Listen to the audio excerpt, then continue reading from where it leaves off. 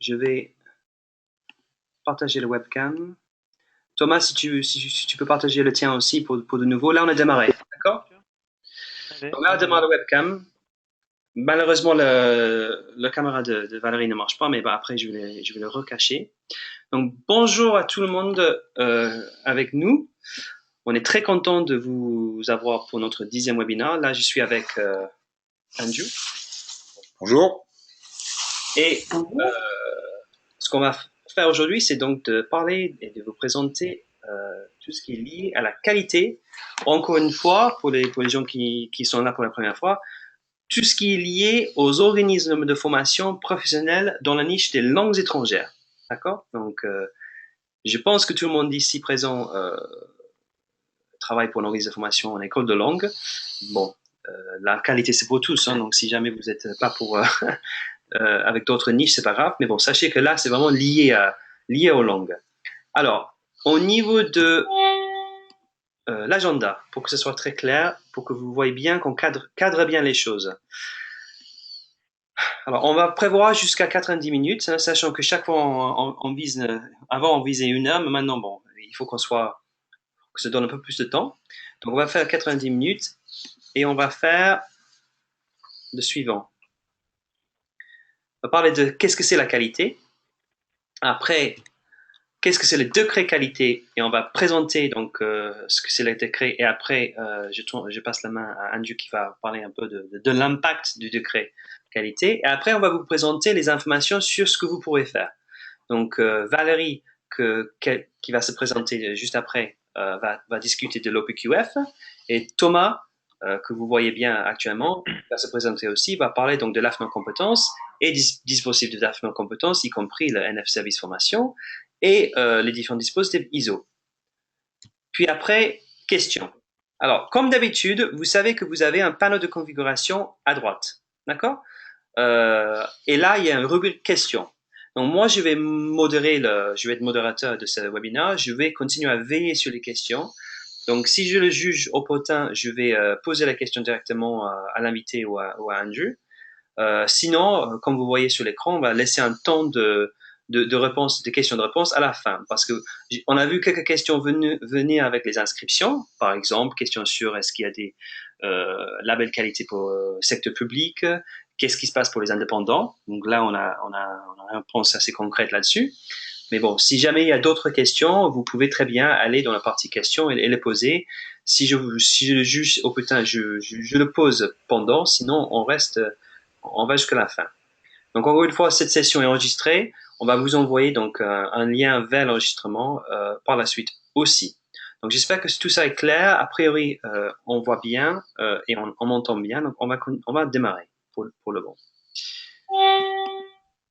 Donc qui est Linguade? Alors comme je disais que juste 1 minute, même pas sur nous, sur nous parce qu'il y a beaucoup de nouveautés, beaucoup de nouveaux gens qui sont inscrits cette fois-ci. Si vous ne connaissez pas, donc Linguade à la base, c'est 2 consultants, c'est Joss, donc moi et Andrew ici présent. J'ai démarré donc la boîte en 2006, Andrew me rejoint en 2007 et notre mission c'est de contribuer à la professionnalisation du marché de la formation professionnelle en langues étrangères, ce que vous voyez devant vous. On est là pour vraiment vous aider à vous professionnaliser. Et on fait ça à travers donc une étude de marché on a sorti la dernière édition fin de l'année dernière, début de cette année, qui est toujours disponible. Donc c'est un marché très exhaustif sur le secteur de la formation professionnelle en langues étrangères. Et à part ça, donc on fait du consulting pour les organismes de formation, pour les responsables de formation aussi. Et aussi on fait des formations. Formation commerciale, formation marketing, formation de formateurs, tout ce que vous avez besoin pour vous aider dans votre quotidien pour le marché des langues. Voilà, ça c'est pour nous. Alors, pour nos invités, Valérie, est-ce que tu peux te présenter, s'il te plaît? Et puis, une fois fini, je passe la main à Thomas et après, je cache le webcam. Valérie, à toi. Ok, bonjour à tous, je suis Valérie Vigneron et je suis effectivement instructeur à l'OPQF depuis juillet 2009. Donc, j'ai instruit beaucoup de dossiers. Pas seulement pour le domaine des langues, mais pour d'autres domaines que sont les formations en management, en développement personnel, en marketing communication, et puis quelques domaines de ce qu'on appelle des formations spécifiques à des métiers. Bon, j'avoue, j'ai une petite connaissance dans le domaine des vins. Dans tous les organismes qui préparent à des examens autour du vin, je connais. Voilà. Super. Thomas? Bonjour à tous, donc Thomas Cornu d'AFNOR Certification. Comme vous le voyez à l'écran, je suis ingénieur en certification, donc en charge de la certification NF Service Formation depuis 2010. J'ai intégré le groupe AFNOR depuis 2002, pardon, excusez-moi, et je fais aussi partie de la commission de normalisation formation. Donc c'est pour ça que je suis bien au courant de ce qui se passe et des évolutions en ce qui concerne votre domaine de formation du côté de la normalisation. Donc mon rôle étant de pouvoir évidemment renseigner les organismes de formation sur les différentes démarches qualité, tant en certification de système de management et de services, on va en parler tout à l'heure, et aussi prendre des décisions de certification tout simplement. Et j'ai eu aussi l'opportunité de réaliser quelques audits dans le domaine des services, notamment pour auditer des bureaux de poste. Voilà. Super. Voilà, donc deux personnes vraiment très au fait par rapport à les besoins en qualité, par rapport aux décrets qualité, puis aussi par rapport aux différents dispositifs de certification. Je vais cacher les webcams. Thomas, si tu peux cacher le tien.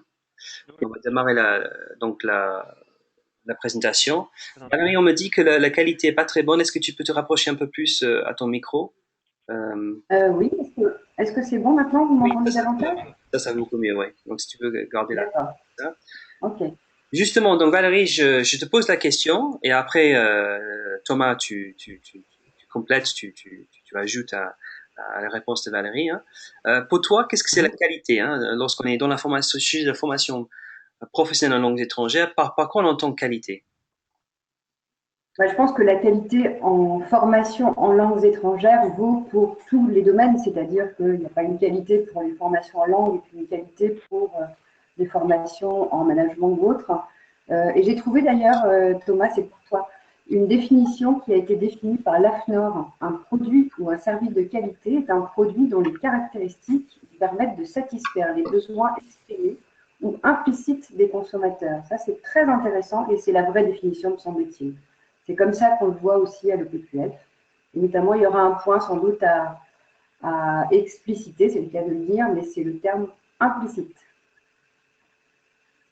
C'est une bonne définition, je suis d'accord avec ce que vient de dire Valérie. Moi, j'allais aussi reprendre une définition en fait de l'ISO 9000 sur sa version 2015 qui présente les principes essentiels sur le vocabulaire de la qualité. Où là, c'est à peu près la même définition, c'est la qualité des produits et services d'un organisme est déterminée par sa capacité à satisfaire ses clients et par l'impact prévu et imprévu sur les parties intéressées pertinentes. Donc aussi toutes les parties qui gravitent autour des organismes, quels qu'ils soient. Donc ça rejoint exactement la définition de Valérie. Ah oui, tout à fait. Ensuite, tout à fait d'accord. Et ça corrobore d'ailleurs ce qu'on voit, puisqu'il y a qualité externe et qualité interne, et tu notes bien dans ta définition que ça concerne tous les acteurs qui gravitent autour de l'organisme, de la formation, Donc, que ce soit les clients, sont les stagiaires, et puis par exemple les formateurs. les formateurs, les clients, les acheteurs, les commanditaires? Les financeurs. Exactement. Absolument, Oui. tout à fait d'accord. Donc voilà, parce qu'on a vite souvent tendance à avoir en vue, en fait, par le terme client, tout de suite le bénéficiaire de la formation. Donc on a évidemment les bénéficiaires, enfin les clients externes de l'organisme de formation, mais aussi, et pourquoi pas, ses clients internes, donc ses collaborateurs et ses formateurs, tout simplement aussi. D'accord. Est-ce que pour vous, efficacité de la formation égale qualité de la formation? Est-ce qu'une formation efficace est la même chose qu'une formation de qualité? Alors, je veux bien commencer, c'est-à-dire que je pense que il est évident qu'il faut de l'efficacité pour contribuer à la qualité, mais efficacité et qualité ne sont pas toujours égales. C'est-à-dire que ça ne suffit pas d'être efficace pour être de bonne qualité.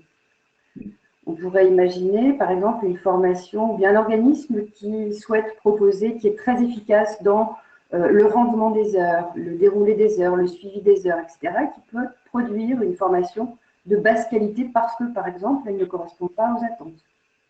Donc, elle est efficace, mais elle n'est pas de bonne qualité. Là, pour compléter pour ce que vient de dire Valérie, j'ai encore envie de reprendre le terme de l'ISO 9000 qui précise que que l'efficacité, c'est le niveau de réalisation des activités planifiées et d'obtention des résultats escomptés. Donc on part bien sur des objectifs à partir du moment où on les a atteints, c'est un premier niveau d'efficacité. Après, il faut voir dans quelle mesure on a atteint ces objectifs. D'accord, ok. Super. Écoutez, on passe à la prochaine question. Donc, c'est autour du décret qualité. Donc, c'est pour ça qu'il y a tant d'intérêt pour ce webinaire aujourd'hui. Nouveau décret donc qui prend acte, je crois, janvier 2017. Donc, Thomas, je te passe la main pour présenter un peu Alors, moi, je garde contrôle du slide là-dessus. Mais Bien. comme c'est ton slide, tu présentes un peu le décret. Après, je vais passer la main à Valérie pour parler des 3 premiers articles. Et puis après, on revient avec toi pour les 3 derniers articles. Et après, je passe la main Très bien. à Andrew pour parler donc de l'impact qu'on prévoit pour ce décret. Ça vous va, ça te va, Thomas?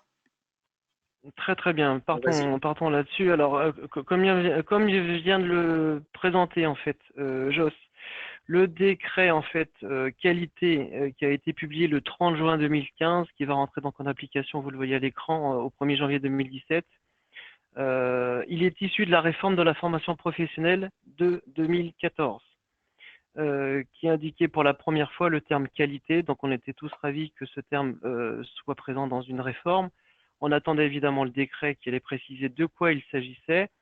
Et donc le décret étant tombé, maintenant il a été rédigé, à l'intention des organismes qui financent la formation, à savoir les OPCA, les OPACIF, l'État, les régions et Pôle emploi, qui vont devoir donc s'assurer de la qualité des actions de formation qu'ils financent au travers 6 critères.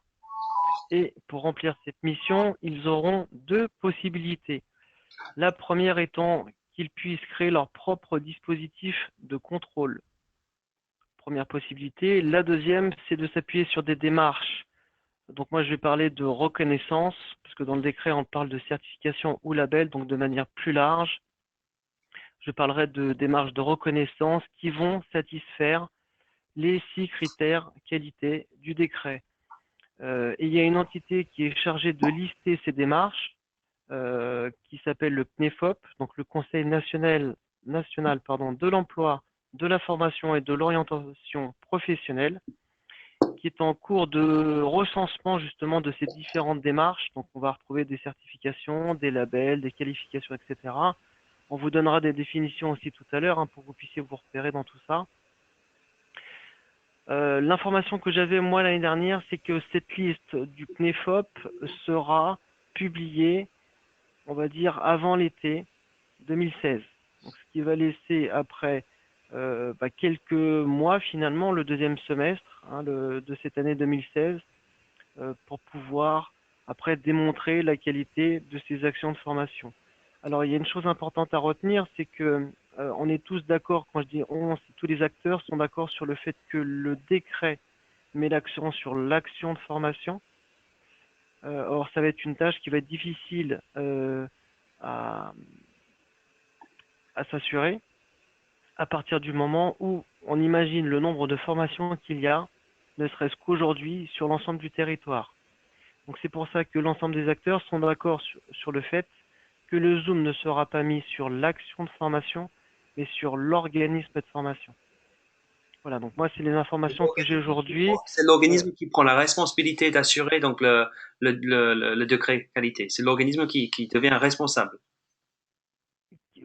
Alors non, ça va être l'organisme financeur, donc OPCA, OPACIF, Pôle emploi, etc.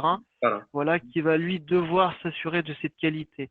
Et à partir du moment où un OF détient une certification ou une qualification qui sera inscrite sur la liste du CNEFOP ou pas, libre à cet OPCA de dire que c'est bon pour lui, ça lui convient, et il va pouvoir ensuite dresser sa propre liste d'organismes de formation pour pouvoir travailler ensuite avec eux directement. Voilà. Donc il n'y a pas d'obligation, parce que bien souvent c'est ce qu'on peut penser, il n'y a pas d'obligation pour l'organisme de formation en fait à obtenir une reconnaissance. Par contre, par ricochet, ça peut le devenir et ça peut être facilitant en tout cas pour l'organisme financier avec qui il va travailler de pouvoir démontrer entre guillemets patte blanche et dire que la qualité, il y en a au sein de son organisme de formation. Et les différentes certifications que CAFNOR Certification propose satisfont les 6 critères du décret. Et Voilà ce que je peux et OPQF aussi. Oui. aussi. Enfin, après, ça, je laisse la parole du coup à Valérie pour le préciser. Valérie, tu as autre chose à Oui, ajouter là-dessus? Non, je suis d'accord. Effectivement, je suis d'accord avec Thomas quand il dit que charge à l'organisme ensuite de voir ce qui lui convient le mieux. Effectivement, il ne sera pas obligatoire d'avoir un label, une certification, une qualification. Ça peut aider juste simplement et ça peut être facilitant auprès des organismes financiers, effectivement. Bon, ce qui a l'air de se profiler quand même, c'est que tous ces organismes financeurs vont s'accorder quand même sur une harmonisation de leurs critères, parce que sinon on risque de tomber dans une cacophonie de critères différents. Et on peut imaginer qu'un organisme de formation qui évidemment réalise des formations pour des domaines variés, qui ressortissent par exemple de la branche agroalimentaire, puis d'autres pour la branche métallurgie, d'autres pour la branche de plasturgie, effectivement, ne vont pas monter des dossiers différents pour chacun de ces autres cas. Il y a fort à parier, effectivement, que les organismes financeurs s'accordent quand même sur une grille commune et puis une manière de qualifier, entre guillemets, les organismes qui prétendent à organiser des formations avec ce financement. J'ai cru comprendre, Valérie, que en fait les OPCA sont actuellement en discussion sur ce sujet pour essayer d'arriver à une charte commune. Voilà, c'est ça. Ils sont en train de rédiger une forme de référentiel en fait pour que ce soit pas trop compliqué, que ce soit pas la jungle non plus dans le domaine dans la qualité pour tous les organismes de formation. Voilà, tout à fait. Mais il semblerait effectivement que tout le monde s'accorde pour dire tout de même que disposer déjà d'une certification, d'un label ou d'une qualification, quelle qu'elle soit, puisse être extrêmement facilitant par la suite. Sans obligation, mais facilitant. Thomas, je suis d'accord. Oui, pardon, vas-y. Non, juste on avance un peu. Question de Philippe par rapport à ton slide, Thomas. Qu'est-ce que c'est la différence entre certification, label et qualification? Est-ce que tu peux nous expliquer, c'est ton slide, donc quelle est la différence entre les trois termes? Parce qu'on a du mal à voir clair entre les trois. Alors, très bien. Alors, ce qu'il faut déjà savoir, on va commencer par ça, c'est qu'il existe 3 types de reconnaissance. La première étant l'autodéclaration, c'est-à-dire que je me déclare conforme à un certain nombre d'exigences qui peuvent être décrites dans un référentiel privé, dans une norme, dans une charte, peu importe. Le principe étant que ça n'engage que la personne qui s'autodéclare. Deuxième type de reconnaissance, l'audit seconde partie, où là, c'est par exemple un client qui va aller auditer son fournisseur pour s'assurer que ses exigences propres sont respectées par ce fournisseur. Troisième et dernier niveau, on va avoir la reconnaissance par l'audit tierce partie, où là, c'est comme son nom l'indique, une tierce partie qui va s'assurer et attester qu'un client, enfin un organisme plutôt indépendant de cette relation client-fournisseur, va attester qu'un service ou qu'une organisation est conforme par rapport à un référentiel. Donc c'est vraiment la définition ça du code de la consommation et qu'évidemment cette attestation fait l'objet de contrôle. Alors c'est là où AFNOR Certification propose donc des certifications tierces parties et on va retrouver aussi en parallèle la qualification, c'est des termes qui sont relativement proches, hein, c'est pour ça que je me permets de donner cette définition. Donc la qualification, c'est la reconnaissance, hein, je pense que Valérie va pouvoir confirmer, la reconnaissance de l'aptitude d'un prestataire à démontrer sa capacité à réaliser les prestations qui lui sont confiées. Donc à démontrer qu'il a la possibilité, les ressources donc nécessaires, humaines, financières et matérielles, pour réaliser les prestations qui lui sont confiées. Absolument. Donc la qualification, c'est pour une formation, c'est ça? La certification, c'est pour tout le fonctionnement de l'organisme. Alors ça dépend après des certifications. Pour la qualification, là après je passe la parole à Valérie. Vas-y Valérie, est-ce que tu... Ah, c'est pas moi, pardon. Excuse-moi. Oui. Oui, non, pour nous, en tout cas, en fait, on a effectivement planché un peu sur cette histoire-là, ou en tout cas, les instances de l'OPQF a planché sur cette histoire, puisque on passait de qualification au PQF à certification au PQF. On est devenu certification au PQF, effectivement, puisqu'il y a aussi, enfin, il y a une accréditation par le COFRAC maintenant, et c'est quand on audite un organisme de formation, on audite l'organisme. C'est pas, enfin, je veux dire, on n'imagine pas que l'organisme va répondre à des critères de qualité pour des domaines de formation, des spécificités de formation, et pas pour d'autres. D'accord. C'est l'organisme, oui. Et un audit nécessite la visite de quelqu'un. Un audit nécessite la visite de quelqu'un de l'extérieur. C'est ça? Oui. D'accord. Ok, super. Alors, les 3 premiers articles, Valérie, est-ce que tu peux nous présenter rapidement ce qu'ils veulent dire? Alors, pour les 3 premiers articles, identification précise des objectifs de la formation et son adaptation au public formé.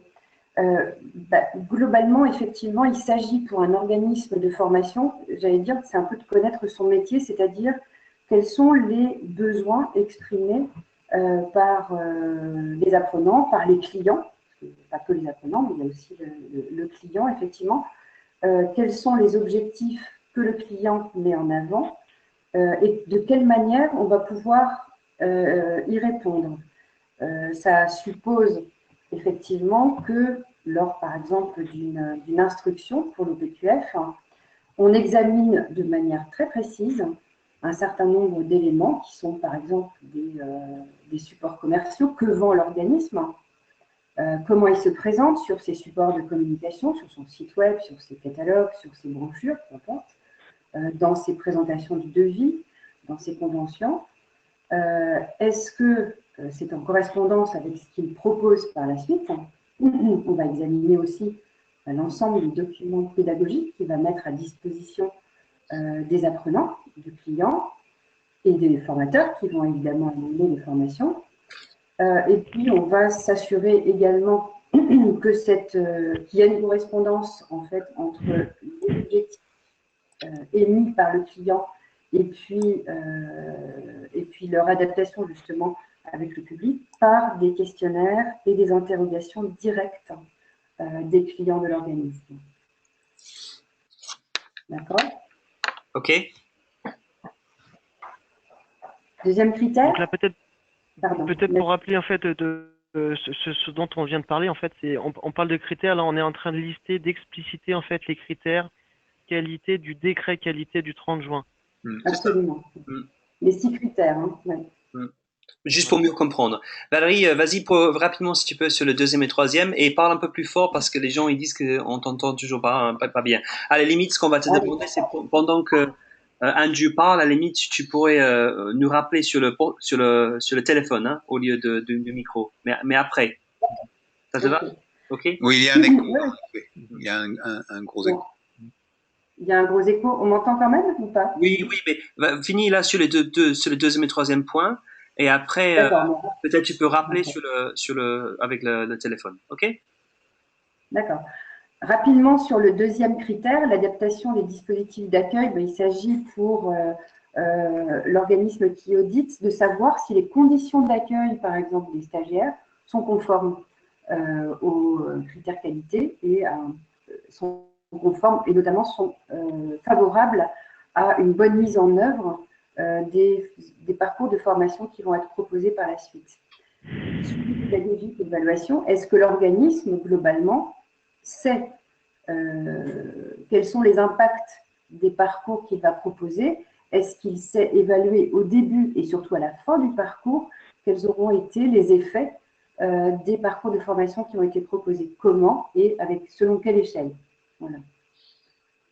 Avec un référentiel? Bon, oui, bien sûr. En fait, on utilise des référentiels.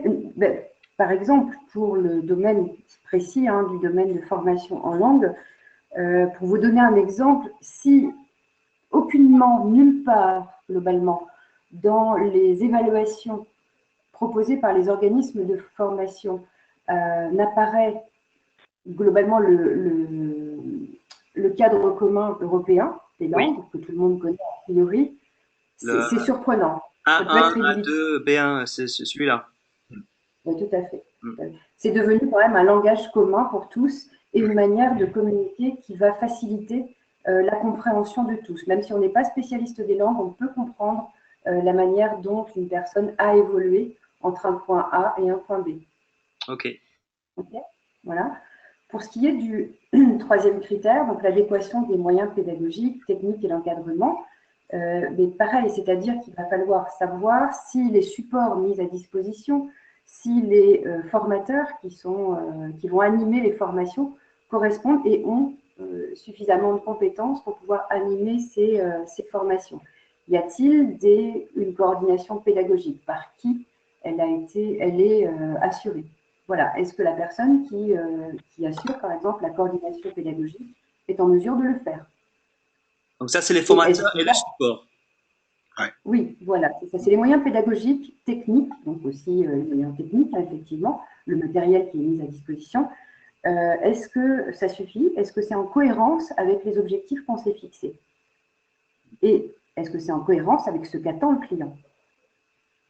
Ok, super. C'est par rapport à la demande. Voilà, pour résumer ce troisième critère, on est sur la mise à disposition de ressources adaptées, en fait, de manière globale. Donc là, on va parler évidemment, comme l'a évoqué Valérie, d'espaces de formation, des supports de formation, etc. Évidemment, en lien avec la demande. Oui, tout à fait, absolument. Ok, Thomas, à toi. Quatrième, cinquième, sixième, s'il te plaît. Alors, sur le quatrième critère qui concerne la qualification professionnelle et la formation continue des personnes chargées des formations, là, ce critère évoque tout simplement l'expertise et la qualification des formateurs et intervenants au regard de la formation et de la population concernée. Donc là, pour vous donner un exemple, pour la NF Service Formation, qu'on appelle aussi NF 214, on parle là de double compétence, à la fois technique et pédagogique pour ces formateurs. Donc on va demander à ce que l'organisme comment va s'assurer en tout cas que ces formateurs ont bien cette double compétence. Pour l'ISO 9000, on va en parler après, qui est une norme générique, on va demander à ce que les compétences soient managées. Vous voyez, donc le niveau de précision est un petit peu différent entre ces différentes certifications. Mais c'est en tout cas ce que souhaite ce critère, c'est de s'assurer qu'il y ait bien une compétence technique et pédagogique des formateurs et de tout le personnel de manière générale. Sur le cinquième critère qui porte sur les conditions d'information au public, là, on est typiquement sur des informations, sur l'offre de formation et sur la transparence de ces informations. L'idée étant de pouvoir donner toutes les informations aux demandeurs, quels qu'ils soient, que ce soit un particulier ou un professionnel, une entreprise ou un OPCA, donc de la part de cet organisme de formation, pour que ce demandeur puisse, lui, réaliser son choix dans de bonnes conditions. Et que cet organisme de formation communique évidemment aussi après, comme c'est évoqué dans le troisième point de ce cinquième critère, c'est sur les résultats qu'il a obtenus, s'il y en a, etc. Une question. Sur le sixième. Pardon. Oui. C'est une question de ceux en fait là-dessus. Quelle serait, Oui. est-ce que vous avez déjà une idée des qualifications, des certifications formateurs qui sont acceptables dans ces processus, qui sont On parle considérés comme qualifiants?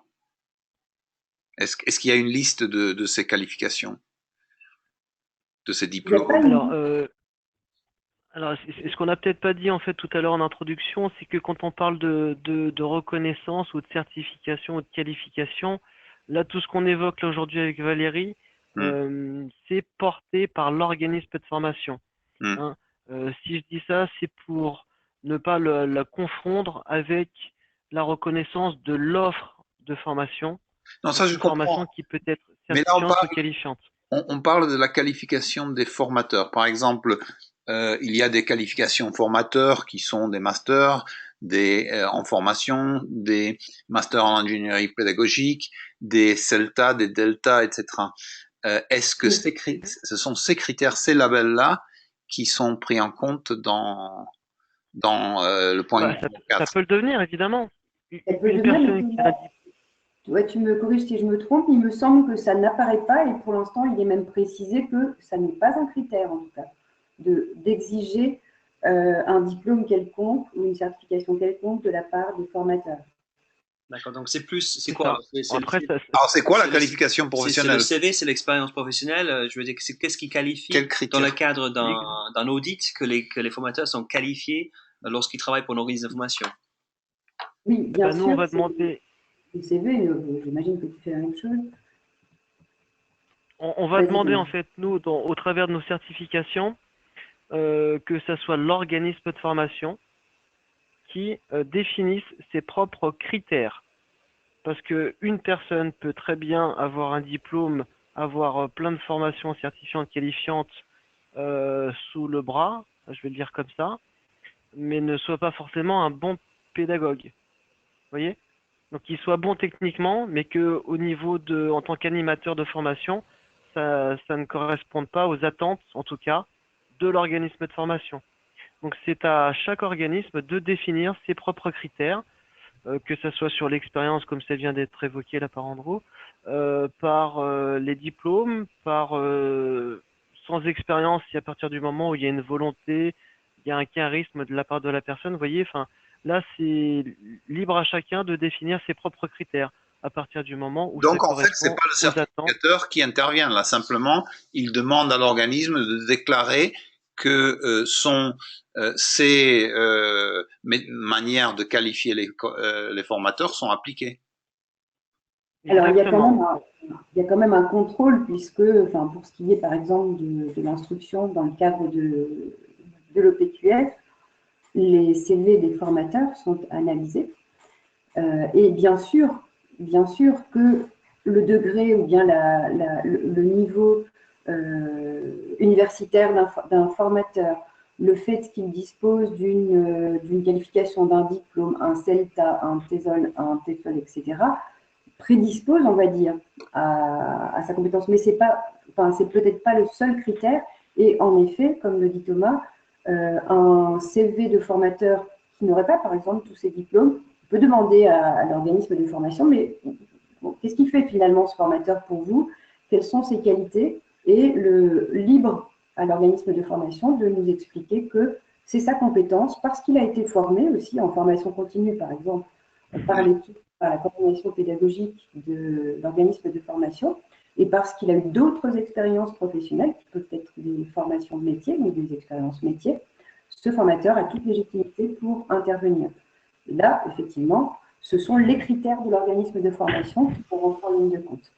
Ouais, donc en fait, vous avez pas un espèce de grille avec ça c'est qualifiable, ça c'est pas qualifiable pour un formateur. Vous jugez sur pièce. Voilà. Exactement. Hmm. Voilà. C'est vraiment ça le principe. D'autant qu'après, encore une fois, on va voir comment l'organisme euh, manage entre guillemets ses formateurs ou ses sous-traitants, hein, parce que c'est de plus en plus en vogue évidemment de faire appel à des vacataires Hmm. de Oui. la part des organismes de formation.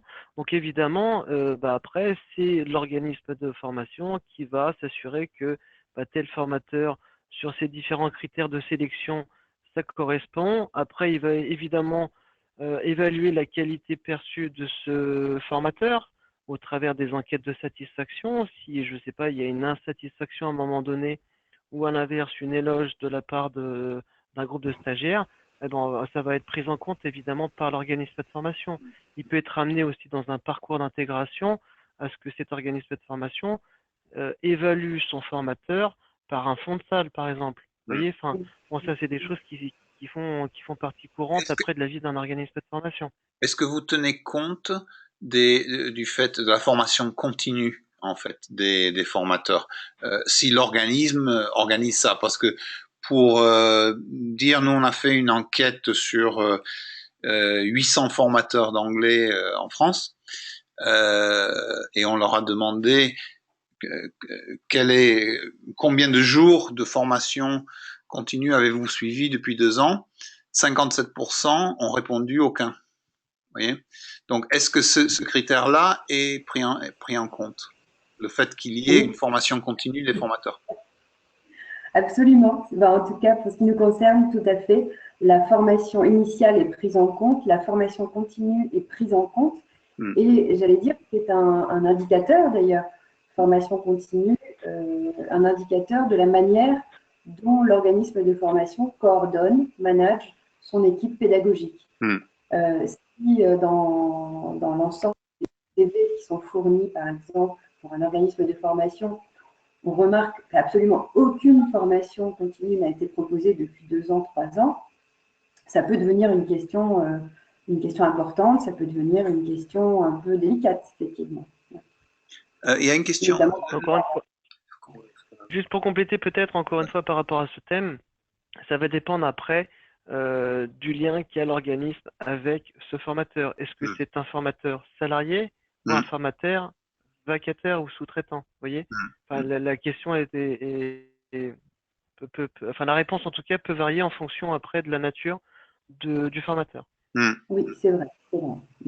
Avançons, Thomas, est-ce que tu peux finir les 5 et 6e, puis après je passe la main à Andrew? Alors, le 5e, on vient de l'évoquer, le 5e critère, c'est sur la transparence évidemment de l'offre de formation et de ce qu'il propose. Évidemment, un critère qui est le 6e, qui est propre à toute démarche qualité, c'est un critère qui porte sur l'évaluation des prestations de services, donc des formations, et de l'évaluation de la qualité perçue.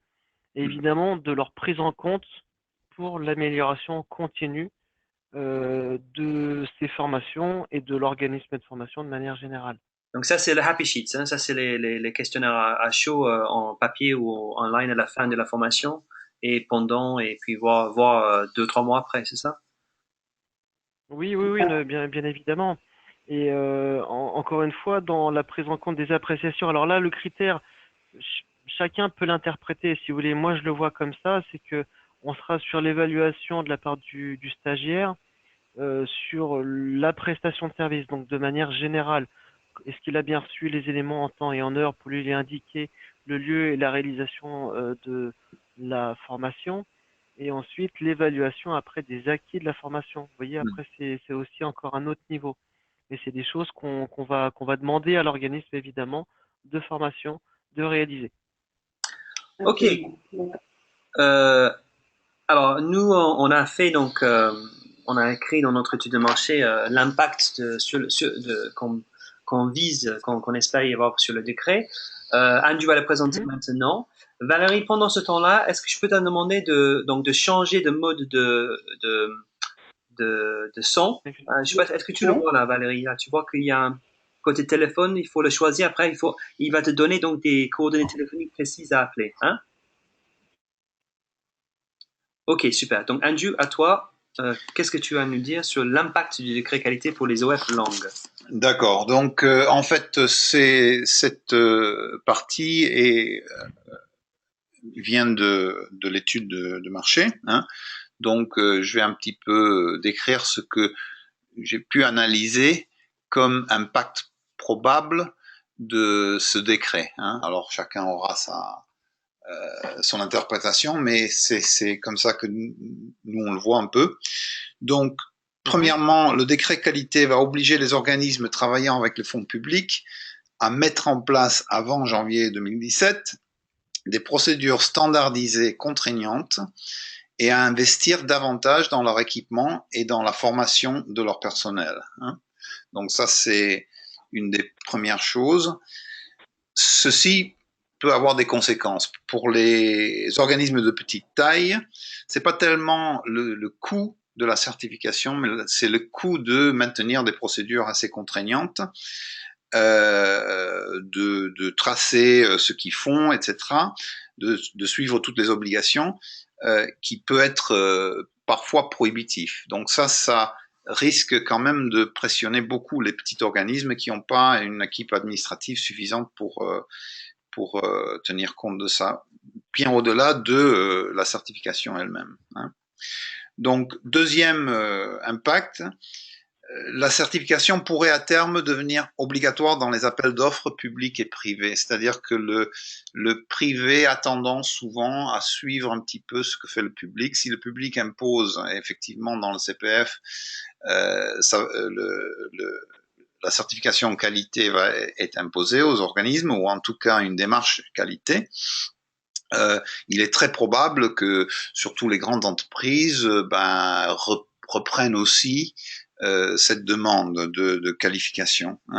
Donc les organismes, la conséquence c'est que les organismes non certifiés pourraient perdre également des marchés à moyen terme des grandes entreprises et des établissements publics, ce qui qui risque de les exclure complètement du marché. Donc la démarche de qualité est quand même, je pense, à moyen terme, va s'imposer un peu partout. Il va falloir l'avoir, comme dans d'autres métiers. Dans d'autres métiers, si vous n'avez pas la certification qualité, il est très difficile de travailler. Dans l'industrie. Oui, dans l'industrie, beaucoup. Donc, troisième point, c'est que c'est pour les formateurs indépendants. Il y en a quelques-uns qui nous écoutent aujourd'hui. Donc, les formateurs indépendants sont menacés aussi, car les certifications existantes, ISO 29990, NF Service de formation et ISQ OPQF, sont plutôt adaptés à des organismes avec des locaux, avec des procédures, etc., et pas tellement à des formateurs indépendants qui travaillent tout seuls. Donc, en fait, quelles qualifications peuvent-ils avoir? Est-ce qu'ils seront obligés à l'avenir de passer par des organismes, de faire de la sous-traitance, mais ne pourront plus travailler en direct comme ils font aujourd'hui avec des clients. Donc ça, c'est une grande question. Et actuellement, ce que je peux vous dire, c'est qu'il y a des discussions en cours entre le SICFI, c'est le syndicat des formateurs consultants indépendants, et puis la DGFP et les OPCA. Donc il y a des discussions aujourd'hui qui sont assez avancées sur un référentiel et une procédure qualité pour les formateurs consultants indépendants. Et que là-dedans, TESOL, l'organisme qui représente un peu les formateurs d'anglais, et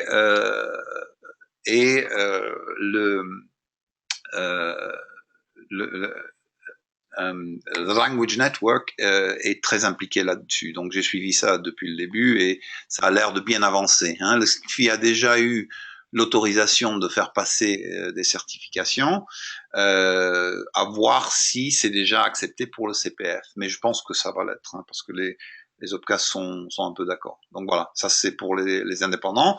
Donc en ce qui concerne les impacts potentiels positifs et négatifs de ce décret, et là-dessus, bon, peut-être que d'autres diront auront leur point de vue, mais bon, ça c'est le nôtre. En effet positif, elle contribuera à la professionnalisation des organismes et à l'amélioration de la qualité de service, sans préjuger de la qualité pédagogique. Ici, c'est la qualité de service, du service rendu. Qualité pédagogique, ce n'est pas quelque chose sur lequel le décret est précis. Donc, deuxième avantage, c'est qu'elle offrira aux clients des garanties en termes de pérennité, de satisfaction des apprenants, de qualification des personnels et de conformité avec la législation de leurs prestataires. Donc, c'est très rassurant pour les clients de pouvoir avoir Donc ça sera aussi un effet positif. Et troisième effet positif, elle contribuera à développer la formation continue des personnels des organismes, qui est un besoin, nous pensons, urgent. On voit très bien que l'enseignement en général est un des derniers métiers, une des dernières branches à faire des formations, à donner accès à la formation. Et on voit bien dans nos enquêtes parmi les formateurs qu'ils ont très peu de formation continue. Donc c'est quelque chose qui va renforcer la formation en fait continue des formateurs. Donc ça c'est bien. Je rappelle de l'enquête que citait Andrew, là, une enquête avec TESOL Language Network auprès de 800 formateurs indépendants et même pas indépendants, formateurs de langue en France. Oui. C'est quoi le chiffre? Formateurs d'anglais. Depuis 2 ans, aucun jour de formation continue pour non, combien? c'est ce que j'ai dit tout à l'heure. C'est 57% des formateurs n'avaient pas un seul jour de formation continue depuis 2 ans. Hein. Ouais. Donc ça c'est évidemment pour les formateurs indépendants. C'est pas souvent que les organismes les forment, hein, puisqu'ils sont un peu prestataires, sous-prestataires. Donc ça c'est un besoin qui est quand même c'est très bien qu'il y ait ce décret pour cette raison-là. Hein. Alors, il est moins bon. Donc maintenant, les effets négatifs, le premier, en même temps, elle aura tendance à rendre les prestataires moins agiles, plus centrés sur leur processus interne et leurs procédures administratives et logistiques, au détriment un petit peu de la pédagogie, de la recherche pédagogique, de l'innovation. Hein. Elle donnera l'avantage aux organismes établis qui ont une taille suffisante pour gérer des gros systèmes administratifs. Elle aura tendance à inhiber l'innovation en figeant la structure interne des organismes. Ils seront obligés de suivre un certain nombre de procédures et en excluant du marché les organismes ayant moins de 2 années d'existence. Parce que, bon, ça, il faut confirmer avec Valérie et Thomas, mais si j'ai bien compris, on peut pas être certifié avant d'avoir au moins 2 ans d'expérience. Hein. C'est vrai, Valérie? Alors, ça dépend des critères, en fait. Ça dépend des certifications. Et si on a mis aussi certains prérequis, entre guillemets, d'accord. Je vous expliquerai pourquoi on a mis ces prérequis aussi. Et à partir du moment où ils sont explicités, on comprend mieux après l'existence de ces prérequis. Alors après, bon, sur ce que vous venez de dire, les effets positifs, oui, je pourrais compléter. Les effets négatifs, là, je suis pas complètement d'accord par rapport à tout ce qui vient d'évoquer. Mais bon, après, je vous laisse poursuivre. On pourra en reparler après dans les questions. C'est normal. C'est normal. Mais, Nous, on a notre point de vue. C'est normal. Alors, juste, donc, je continue là-dessus. Donc, il y a un risque qui existe, qui a été pointé en fait par Jean Wehmer. Le décret encourage les organismes financeurs à veiller à l'adéquation financière des prestations achetées aux tarifs pratiqués dans les conditions d'exploitation comparables pour des prestations analogues. Cette disposition pourrait être interprétée comme une incitation à favoriser les tarifs les plus compétitifs, c'est-à-dire les prix les moins chers.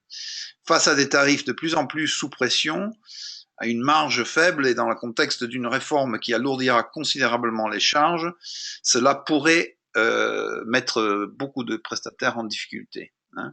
Donc, parce qu'on est déjà aujourd'hui à quelque chose comme 1,5% de marge bénéficiaire en moyenne pour les organismes de formation linguistique. Donc,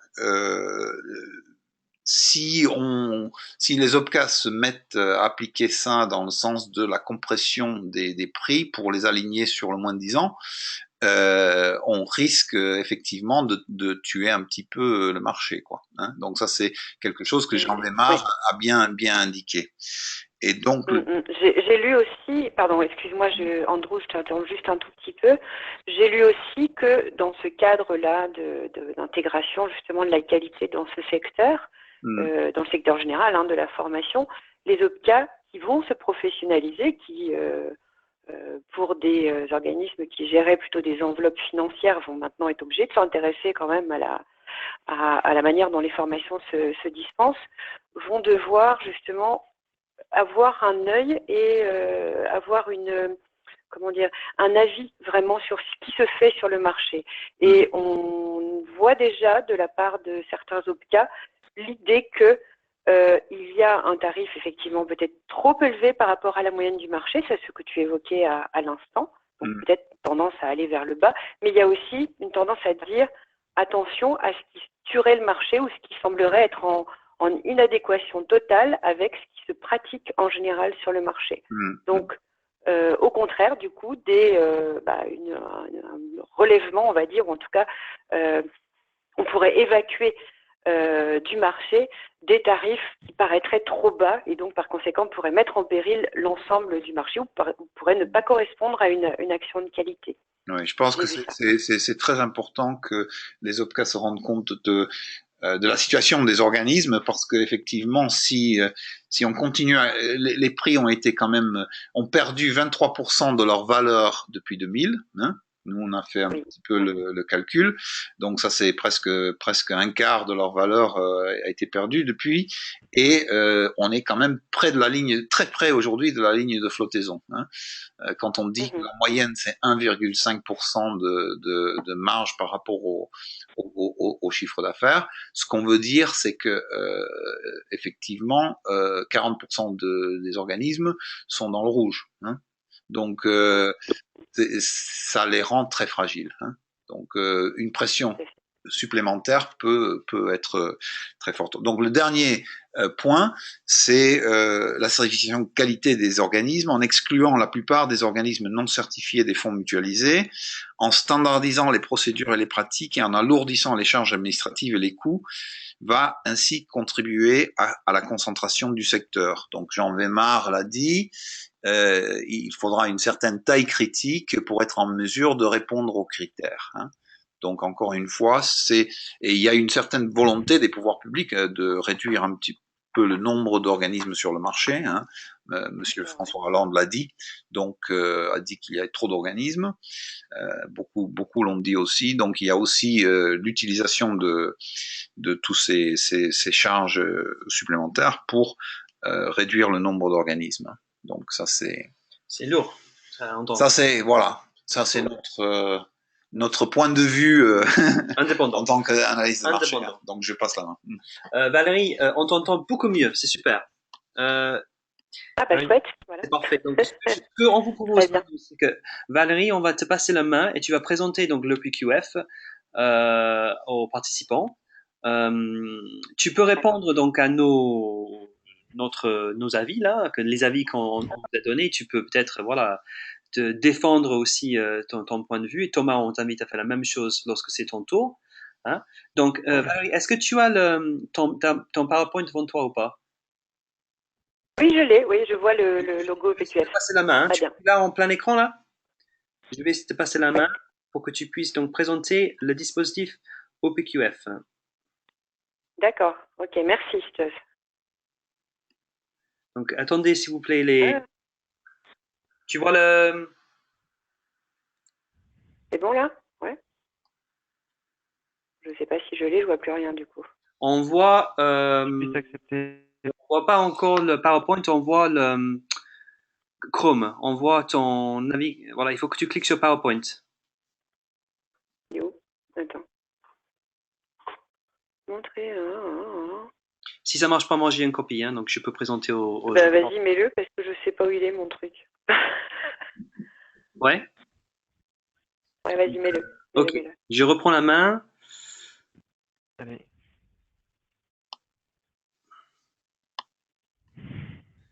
C'est les aléas de l'informatique. Oui, désolé, hein. Voilà. Pas de problème.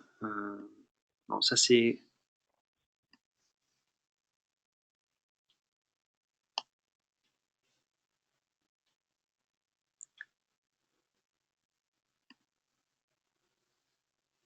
Voilà. Est-ce que tout le monde le voit là? Oui, moi je le vois, c'est bon. Ok, super. Excuse-moi tout le monde. Hein. C'est voilà. Donc là on a le début de ta présentation. On est sur les spécificités. C'est la page de garde. Okay. Allez à toi. Chaque fois que tu vois le slide, tu me dis. Ok. Ok, je te fais signe. Pas de problème. Donc les spécificités de l'OPQF ou de la qualification OPQF. Elle est donc délivrée pour 4 ans. Alors, je reviens un tout petit peu en arrière, c'est-à-dire qu'il y avait des modalités différentes, en effet, pour des organismes qui n'auraient pas suffisamment de preuves, par exemple de conventions, d'actions de formation, de retour client, etc. C'est-à-dire des organismes qui ont globalement un an d'existence. L'OPQF propose une démarche de qualification probatoire qui n'est valable qu'1 an. Ça veut dire qu'on peut demander une qualification immédiatement. Simplement, elle n'est valable qu'1 an et on recommence une démarche de qualification l'année suivante. Autrement dit, c'est quand même un peu lourd. La démarche la plus courante, tout de même, c'est un organisme qui dispose déjà de quelques années d'expérience et qui va entamer une démarche de qualification auprès de l'OPQF en demande initiale. Donc, cette qualification, elle est délivrée pour 4 ans, par domaine et par site. Un organisme qui aurait plusieurs sites de formation devra demander une qualification par site. Ok, ouais, c'est un peu lourd aussi, mais c'est voilà, comme ça, c'est pour avoir une vue d'ensemble et une vue surtout égale, en tout cas, dans tous les lieux de formation de l'organisme de formation. Voilà. Au bout de 4 ans, eh bien, on procède à ce qu'on appelle un renouvellement, qui est pratiquement l'équivalent de la première qualification, la demande de qualification initiale. Les instructeurs, en tout cas, puisque ce sont les personnels, on va dire, ne sont pas tout à fait des personnels, puisque les instructeurs sont bénévoles. Les instructeurs de l'OPQF sont régulièrement formés, et surtout en ce moment, comme on peut l'imaginer, puisqu'il y a quand même beaucoup de nouveautés en termes de qualité dans le domaine de la formation. Et pour info, donc, l'ISQ, effectivement, c'est une association. Donc, ça comporte 8 salariés. Les salariés sont les chargés de mission. Pour les organismes de formation qui ont déjà fait des démarches de demande de qualification auprès de l'OPQF, sont les personnes que vous avez en première ligne au téléphone quand vous appelez. Ce sont les personnes qui vont être chargées de collecter et de faire le point sur le dossier qui sera envoyé. Voilà. Et les 85 bénévoles, eh bien, ce sont principalement les instructeurs. Alors, les instructeurs pour la qualification en formation, l'OPQF, et pour les qualifications en conseil, qui est une autre partie qui ne nous intéresse pas aujourd'hui, mais qui est une autre partie de l'ISQ, c'est l'OPQCM qui délivre des qualifications pour les organismes de conseil. Voilà. Donc toi, tu es bénévole. Information. Comment? Toi, tu es bénévole. Quand tu dis je suis instructrice, oui. Donc tu fais partie de ces 85 personnes bénévoles. Donc moi, je suis instructeur. Voilà, exactement. Donc, voilà, on peut passer peut-être, si tu veux, au slide suivant. Voilà. Donc là, c'est ce qui va m'amener en fait à décrire la manière dont un dossier est instruit. Première chose, c'est la première partie qui est la plus longue pour l'organisme de formation, on va dire, quand il va entamer sa démarche de demande de qualification. C'est effectivement la collecte de toutes les pièces qui vont être demandées dans le dossier de qualification. Et le dossier est présenté, envoyé, ou plus exactement posté maintenant, puisque tout est dématérialisé depuis quelques semaines. C'est un scope, mais voilà, tout est fait en dématérialisation maintenant. L'ensemble des pièces sont déposées et analysées par une chargée de mission. Donc, c'est les personnes que vous avez en première ligne, comme je le disais tout à l'heure, sont les salariés de l'OPQF. Vous voyez qu'il y a effectivement, disait Thomas tout à l'heure, vraisemblablement pour la FNOR aussi, il y a des planchers. C'est-à-dire que pour prétendre à une qualification, l'organisme doit dégager un chiffre d'affaires supérieur à 75 000 euros, là, mais 76 000 euros. D'accord? Donc, de manière générale, 75-76 000 euros. Et pour chaque spécificité de formation, s'il demande plusieurs spécificités de formation, c'est-à-dire, par exemple, des organismes qui font de la bureautique et puis des langues, il faut que chaque spécificité, pour demander la qualification, dégage un chiffre d'affaires minimum de 35 000 euros. On considère sinon que ce n'est pas très significatif dans l'activité de l'organisme. Voilà. Donc effectivement, première étape, c'est la collecte des informations et puis la rédaction de votre dossier de demande de qualification. Voilà. Une fois qu'il est prêt, a priori, en tout cas quand la chargée de mission a estimé de manière factuelle que les pièces sont présentes, pas présentes, valables, légitimes ou pas, elle transmet le dossier à un instructeur, pas à moi par exemple.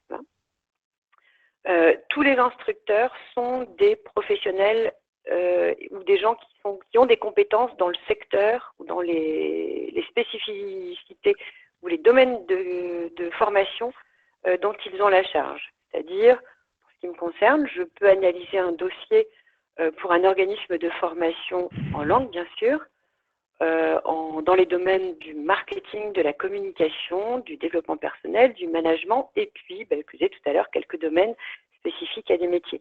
Jamais je n'irai auditer un organisme spécialiste des formations en transport, logistique, par exemple, dans le domaine de la santé.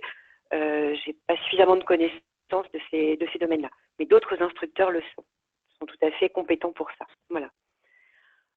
Donc, deuxième étape, très importante aussi, puisque l'instructeur va analyser non pas factuellement votre dossier, mais sur le fond. C'est-à-dire que, globalement, au travers des 6 critères du décret qualité, est-ce que l'organisme est un organisme qui correspond globalement à ce qu'on attend, est-ce qu'un client peut s'y retrouver dans l'offre de cet organisme de formation. Troisième étape, le dossier est présenté à la commission d'instruction. La commission est composée de l'ensemble des instructeurs de la commission, qui sont rattachés à l'OPQF. Donc actuellement, il y a 30 instructeurs, une trentaine d'instructeurs. Il y a eu beaucoup d'embauches, on va dire, entre guillemets, puisqu'on est bénévole, voilà, mais beaucoup d'embauches de nouveaux instructeurs en automne dernier qui commencent à être opérationnels dès maintenant. Ils ont été suivis, coachés, formés, accompagnés et les premières instructions de dossier se font en co-instruction. Voilà, donc le dossier qui est présenté par l'instructeur, qui a instruit un dossier en particulier, est présenté devant l'assemblée des instructeurs, la commission, et l'avis de l'instructeur est commenté, analysé. On va lui poser des questions, il va éventuellement, s'il a un doute, proposer une profonde analyse auprès de ses pairs à la commission d'instruction. Voilà. Une fois que la commission d'instruction a statué, globalement, il y a 2 choses. C'est soit on propose la qualification professionnelle de l'organisme de formation, ou bien on décide de ne pas qualifier l'organisme de formation, auquel cas, une décision motivée, bien sûr, est prise. Et on arrive à la 4e étape, qui est le comité de qualification. Comité de qualification composé de 3 collèges, comme vous voyez. Alors, pour vous donner des idées de ce qu'il y a ou quel type d'organisme il y a dans les collèges, puisqu'on dit qu'ils sont représentatifs de l'intérêt général, des prestataires en formation et des clients. Par exemple, dans le collège des prestataires, il y a le CESI, ASOFAC, AXOS et l'AFPA. Le collège des clients sont beaucoup d'OPCA, le FACIEC, l'AFDAS, l'AGFOS, Opcalia et aussi Manpower, donc c'est un client bien sûr. Et dans le collège des représentants de l'intérêt général, il y a l'Université Paris-Ouest, Intercarrefour et la DGEST. Voilà. Vous voyez que c'est un comité donc qui va, en fonction de la décision ou des propositions de qualification ou de non-qualification de la commission, va statuer in fine. La durée de 1 à 4, Valérie? La durée entre la réception du dossier et puis la décision du comité, c'est quelle durée? En mois ou en année? Alors, oui. Alors, ce que je peux dire, évidemment, de manière certaine, c'est qu'entre l'avis de la commission et l'avis du comité, il y a 1 semaine.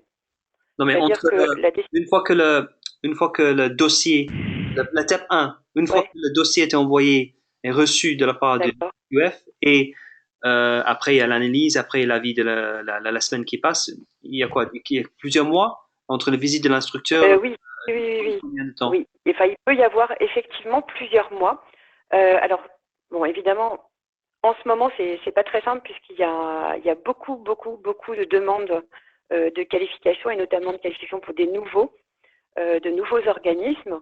Il faut songer qu'il y a aussi le travail de renouvellement. Donc, évidemment, il faut recommencer un certain nombre d'instructions pour des organismes qui sont qualifiés déjà depuis longtemps. Mais il y a effectivement en ce moment, enfin depuis à peu près un an, un peu engorgement là de demandes. Actuellement, à ma connaissance, les dossiers qui passent à l'étape 2, c'est-à-dire le dossier est déjà analysé de manière factuelle par une chargée de mission, on a à peu près 6 mois entre le dépôt et puis le passage à un instructeur. Ah ouais, quand même. Ouais. Ah oui, oui, non, mais c'est. Oui, voilà. Alors après, le délai peut être encore plus long, tout dépend de la qualité du dossier qui a été remis en première instance, puisque le but, c'est quand même que le dossier soit prêt tout de suite. Mm.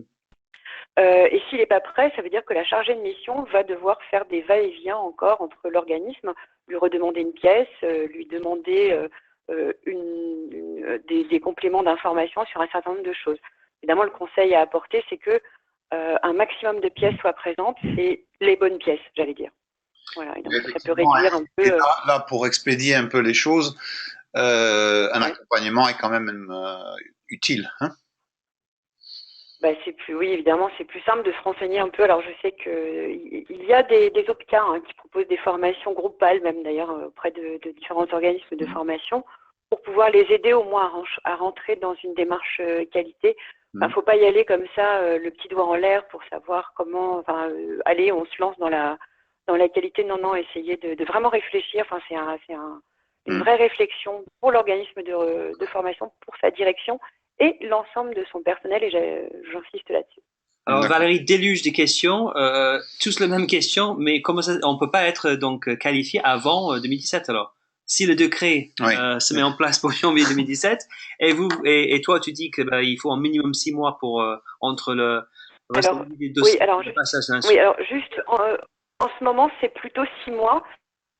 Je pense que le délai va se réduire parce que, ce que je disais, il y a beaucoup d'instructeurs qui ont été recrutés. De la même manière, des chargés de mission ont été recrutés aussi. C'est juste qu'il faut qu'ils soient en pleine charge et surtout en mesure de pouvoir travailler correctement. Donc là, ils sont au terme de leur formation, toutes ces nouvelles personnes. Là, donc, on va déployer un peu plus de puissance, effectivement, pour analyser les dossiers. Globalement, il y avait 23, 24 instructeurs en août dernier, et là, il y en a 30. Donc, il y a quand même une force de travail qui s'est mise en œuvre. C'est juste qu'ils étaient en formation. Il est hors de question de laisser un instructeur instruire un dossier tout seul tout de suite. Ce que j'ai compris, c'est que effectivement, les OPCA tiennent en compte du fait que les gens ont engagé en janvier 2017. Voilà, il faut être dans une démarche. Sont dans la démarche. C'est surtout ça. Il faut être dans la démarche. Ce n'est pas nécessaire que ce soit abouti.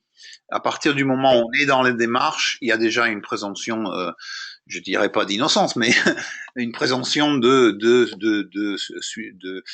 mise en place de procédures qualité. De vouloir en tout cas rentrer dans une démarche qualité. Sachant quand même que le dossier peut prendre un peu de temps, ça dépend un peu de la taille de l'organisme et de son organisation, mais globalement, il faut tout de même entre minimum 3 à 4 à 6 mois pour monter un dossier. Je pense qu'il ne faut quand même pas traîner, quoi, si je peux me permettre. Tout à fait. Je t'ai mis sur l'autre slide parce qu'il faut qu'on avance. Donc, oui, désolé, excuse-moi. Ça, c'est juste les données en fait actuelles. Donc, c'est actualisé d'hier, donc c'est franchement frais. Actuellement, à l'OPQF, il y a 612 organismes de formation qualifiés. Ça correspond à 1 millier de sites environ. Parce que je vous disais tout à l'heure, un organisme de formation, c'est potentiellement plusieurs sites. Quand on prend l'AFPA, par exemple, évidemment, c'est pas qu'un seul site, d'accord. Et très précisément, il y en avait 97 la semaine dernière, il y en a 100 hier. 100 organismes de formation en langue qui ont leur qualification OPQF à ce jour. À peu près un tiers du marché. Ouais. Donc un tiers des marchés des formations de langue et un sixième de tous les organismes qualifiés OPQF. Valérie, qu'est-ce qui explique ce chantier énorme de la part des langues, formation en langue chez OPQF? Moi, je suis ravie, évidemment. C'était pas le cas il y a 3 ans. Il y avait la proportion d'organismes de formation en langue qualifiés au PQF par rapport aux autres était un petit peu moins importante il y a 3 ans, en 2013. Là, je sais pas, il y a eu recrudescence et puis une envie de la part des organismes de formation en langue de faire reconnaître leur professionnalisme. Je crois que c'est dû aussi aux aléas du marché. Enfin, il faut reconnaître que le marché en langue est particulièrement agité. mise à mal. Donc, il y a certainement une volonté de la part des organismes de formation, par tous les moyens, de faire reconnaître leur spécificité, leur professionnalisme, et pourquoi pas par une qualification, quelle qu'elle soit, hein, que ce Oui, soit, encore une fois, AFNOR, que ce soit autre il y chose. a une forte volonté de la FFP aussi de pousser les organismes à se qualifier en APQF, donc je pense que ça aussi a Oui, joué. oui, En fait, si on est oui, adhérent c'est à vrai. l'AFP, on est obligé de passer avoir l'OPQF. C'est ça, hein? Non, et d'ailleurs, ça n'est pas une condition, comment dire, ça n'est pas le seul critère, parce qu'il m'est arrivé et puis pas qu'à moi d'ailleurs, à d'autres instructeurs, de rencontrer des organismes de formation qui partaient un petit peu gagnants, fleur au fusil, en disant, bah, de toute façon, moi je suis FFP, donc je serai au PQF, il n'y a pas de problème, hein. Eh ben non, désolé, ça marche pas tout à fait comme ça. On peut être les deux, mais on peut être aussi l'un ou l'autre. L'un ou l'autre. En tout cas, être FFP ne donne pas une garantie de passer une qualification PQF. Ok, super. Voilà.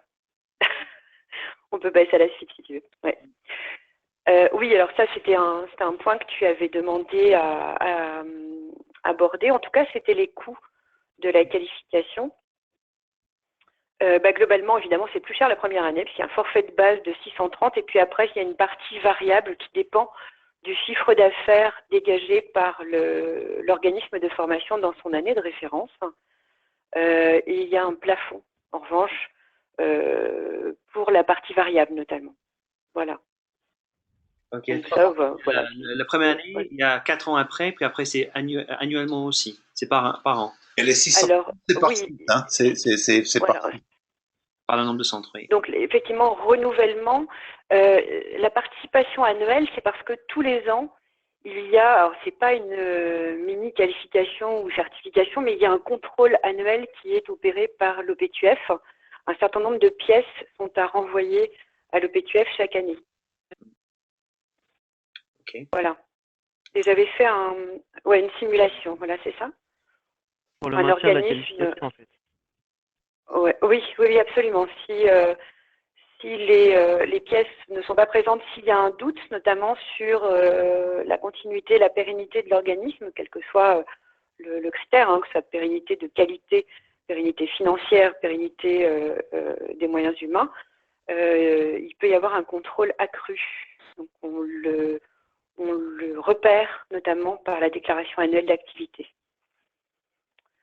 Voilà donc une simulation pour une demande initiale. Donc ce serait pour une première qualification.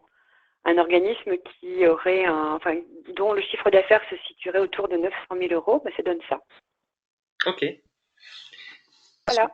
Bon, très bien. Écoutez, si vous avez des questions pour Valérie sur le PQF, on va attendre la fin. On est un peu en retard. Et on a aussi un invité pour la prochaine partie après Thomas qui patiente aussi, Salim, qui va nous rejoindre. Je remercie. Désolée Thomas. Donc Thomas, est-ce que je peux te passer On va essayer, Oui, si possible pour toi, de te bon. passer. Donc là, Thomas va présenter l'AFNOR et puis les dispositifs de certification de qualification. AFNOR et aussi ISO, hein, donc c'est les deux.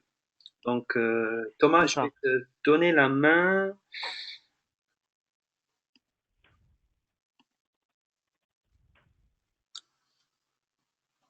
C'est bon pour tous? Pas Moi encore. j'entends très bien. Voilà, ouais, je le Je vois. viens d'afficher Ok, je viens d'afficher mon PowerPoint. Est-ce que c'est bon? c'est bon. Oui, très bien. Donc 10 minutes. Alors, allons-y. On réduit un peu, Thomas, 10 minutes, s'il te plaît. Désolé. Alors, je vais très vite. J'ai beaucoup de choses à dire en très peu de temps. Bon, après, il y a Salim. Ça va être Thomas, je suis vraiment désolée. Après, c'est pas toi. Regarde, non, mais on avait mangé un peu, Voilà. on a mangé un peu de temps au début. Alors, Et après, juste c'est un slide pour rappeler quand même les 4 métiers du groupe, parce qu'on a souvent tendance à les confondre. Le premier, c'est le métier de la normalisation. Hein, donc, les équipes qui travaillent dans cette entité ont pour objectif de rédiger des documents, que ce soit des règles, des fascicules de documentation, des normes au niveau national, européen, international. Donc le métier, ce n'est pas de rédiger des normes, mais de mettre des gens autour d'une table pour qu'ils puissent se mettre d'accord sur les bonnes pratiques d'un secteur d'activité dans un domaine particulier pour définir les règles de l'art, entre guillemets, de cette profession ou de ce domaine, pour que ça puisse servir par le biais de consensus, on rédige évidemment ces normes, pour que ça puisse servir à tous et que tout le monde puisse parler le même langage. Donc ça, c'est le métier de la normalisation. Une fois que les documents sont publiés, on a AFNOR Édition qui va évidemment les proposer pour les vendre, les mettre à disposition, en faire la promotion sous format dématérialisé ou encore papier si on le souhaite. Je passe rapidement. On a ensuite un organisme de formation qui est AFNOR Compétences qui va, elle, justement, former tout demandeur en fait à ces différentes normes et principalement sur des domaines de la qualité, de l'environnement, de la sécurité, comment devenir auditeur, comment maintenir ses compétences et entretenir son système qualité. Enfin, ça, c'est un des exemples.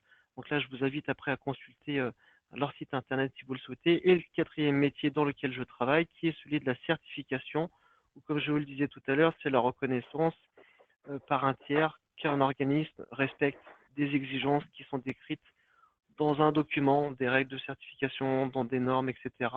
et que ça fait l'objet de contrôle.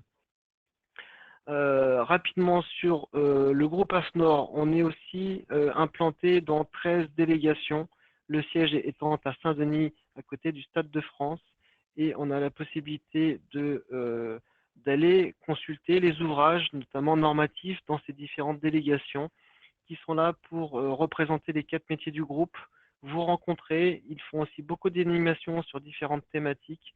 Donc n'hésitez pas à les consulter si vous avez une question et à venir vers moi si éventuellement vous ne trouvez pas réponse. Donc ça c'est pour la présentation du groupe.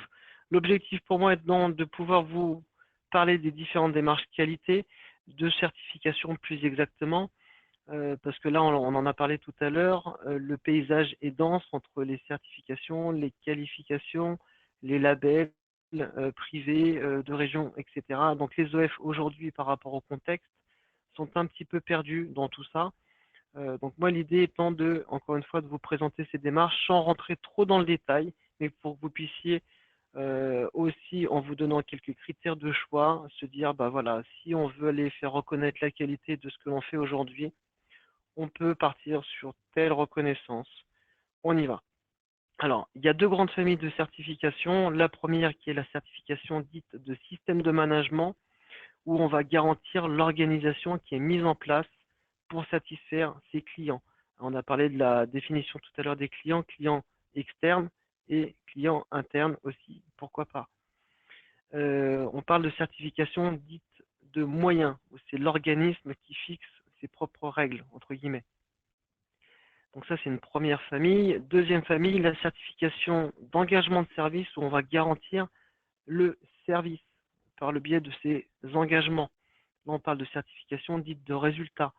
Donc si j'ai mis une photo aussi d'un iceberg, c'est pour vous montrer que la certification de système de management, c'est tout ce qui sera en dessous de l'iceberg. Et tout ce qui sera au-dessus, ça sera la certification d'engagement de service. Très bien. Pour cette grande première famille de systèmes de certification, donc la certification de système de management, on va retrouver l'ISO 9001 dans sa version 2015 qui, comme son nom l'indique, a été publiée l'année dernière. C'est la 5e version de cette norme. C'est la norme la plus utilisée dans le monde. Elle est donc générique, comme on vient de le voir sur l'écran, et elle est adaptable à tout type d'organisme. C'est-à-dire qu'on va choisir aussi à l'intérieur de cette certification les activités que l'on veut faire certifier. Exemple, un organisme de formation qui fait aussi de la formation et du conseil, on pourra certifier ces 2 activités, conseil et formation. Deuxième certification, la certification ISO 29990 qui, comme vous le voyez, a été parue en 2010. On en reparlera après parce qu'il y a des évolutions.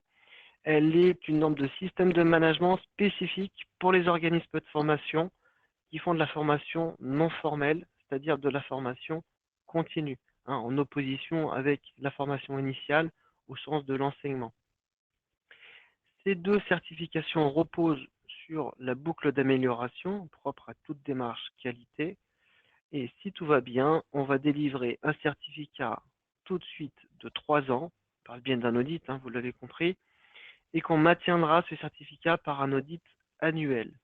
Pour vous donner quelques chiffres, Sur la certification ISO 9001, je vous disais tout à l'heure qu'on choisit les activités que l'on veut faire certifier.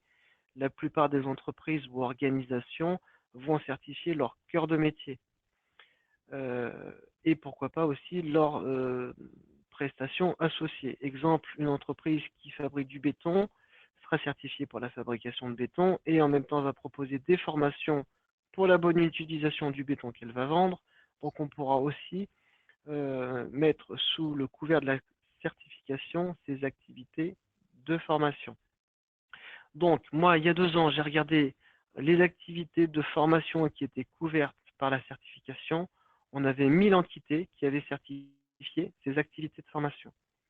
Si on rentrait dans le détail, on avait 200 organismes de formation et pour 50% d'entre elles, c'était de la formation initiale et les 50% restants sur de la formation continue. Alors, c'est lesquels? 29 000 ou 9001? Pour la 9001. Pour 9001. Donc, 100 organismes de formation professionnels sont qualifiés. 200. Non, mais 200 OF. professionnels. Tu m'as dit les 50%. Oui. Donc, c'est 100. C'est ça? Voilà, exactement. Tout à fait. 9001, ok. Voilà. Bon, c'est des choses qui varient. Hein. Après, c'était une image à un instant T. Pour la 29 990, on est à une quinzaine d'organismes certifiés aujourd'hui.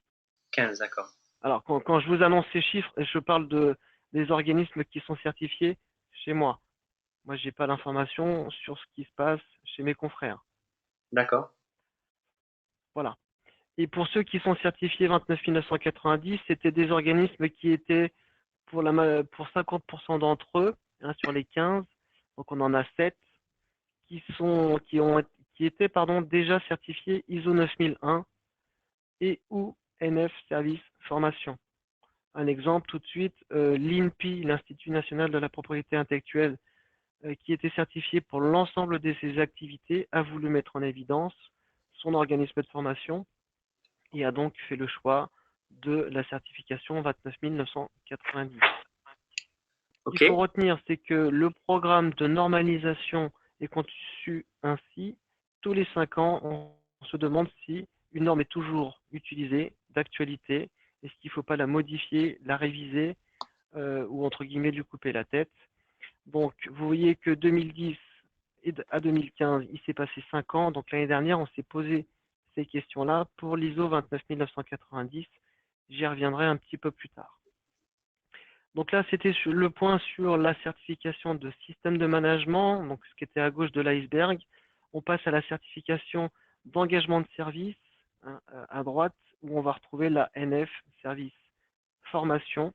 Donc c'est une certification qui repose sur la base de documents normatifs, hein, puisque la marque NF est déclinée dans différents secteurs d'activité. Et pour la formation, elle repose donc sur 2 normes, une sur la lisibilité de l'offre de formation. On en a parlé tout à l'heure un petit peu par rapport aux exigences du décret. Donc c'est ce qui m'amène à vous dire, ou vous vous rappelez, si je l'ai déjà dit tout à l'heure, c'est que les certifications que l'on propose satisfont les exigences des 6 critères du décret. Alors, sans rentrer trop dans le détail, je vous donne quand même un aperçu de ces 2 normes. La lisibilité de l'offre, donc c'est des informations à minima à communiquer à tout demandeur pour qu'il puisse, comme je vous le disais, bien faire son choix, en tout cas avoir toutes les informations pour faire son choix. Il y a 3 niveaux d'information sur cette norme. Le premier, c'est sur l'organisme de formation, qui il est, où il habite et comment on peut le contacter. Deuxième niveau, c'est sur l'offre de formation, ce qu'il propose. Troisième et dernier niveau, c'est sur l'action de formation. Est-ce qu'il y a des prérequis? Quels sont les objectifs pédagogiques? Quelle est la durée de la formation, etc. Donc c'est assez facile de satisfaire ces exigences. Il suffit de regarder simplement qu'est-ce qui est fait aujourd'hui dans votre catalogue, tant sur une offre catalogue, enfin dans votre offre de formation, que ce soit catalogue ou sur mesure, et de compléter s'il y a des manques. Donc ça, c'est la première norme sur la lisibilité de l'offre. Deuxième norme, c'est sur la prestation de service, qui va, elle, la définir en 5 étapes. La première étant le traitement de la demande. Deuxième étape, la conception pédagogique. Troisième étape, l'organisation de l'action de formation, ensuite sa réalisation et son évaluation. Donc là, sur ces 5 étapes, on va vous demander à ce qu'il y ait des moyens humains et techniques qui soient mis en place. Et à ces exigences métiers, vous le voyez, c'est du quotidien pour tout organisme de formation. Si je vous dis ça, c'est pour faire le lien avec l'ISO 9000 où on est sur des exigences génériques où il faut se demander à un moment donné qu'est-ce que cette exigence veut dire pour moi en tant qu'organisme de formation. Là, on n'a pas besoin de se poser la question parce que c'est des choses qui parlent du quotidien d'un OF. Donc à ces exigences métiers vont s'ajouter d'autres exigences supplémentaires qui sont définies dans les règles de certification, où on va notamment retrouver des exigences sur la boucle d'amélioration et sur la sous-traitance. On en a parlé tout à l'heure à propos des critères du décret.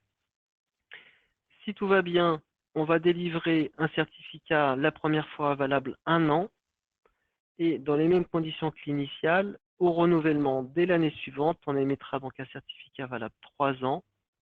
Et pour maintenir ce certificat, on fera un audit à 18 mois.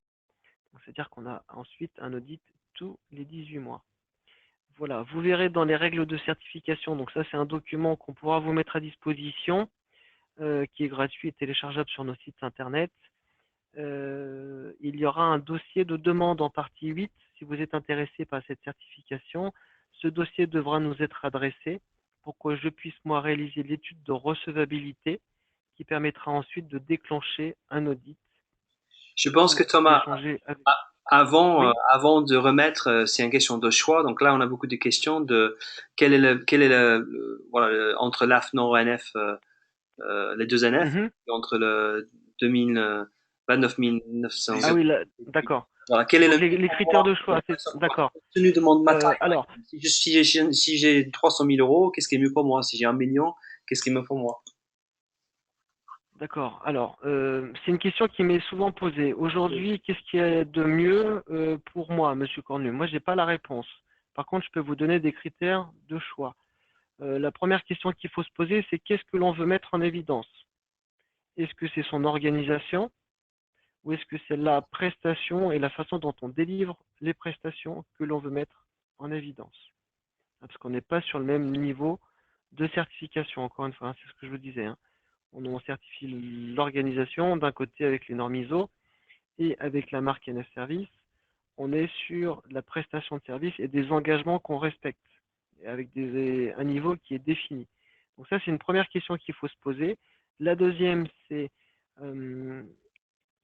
la certification NF 214, elle est livrée aujourd'hui que par mois, entre guillemets.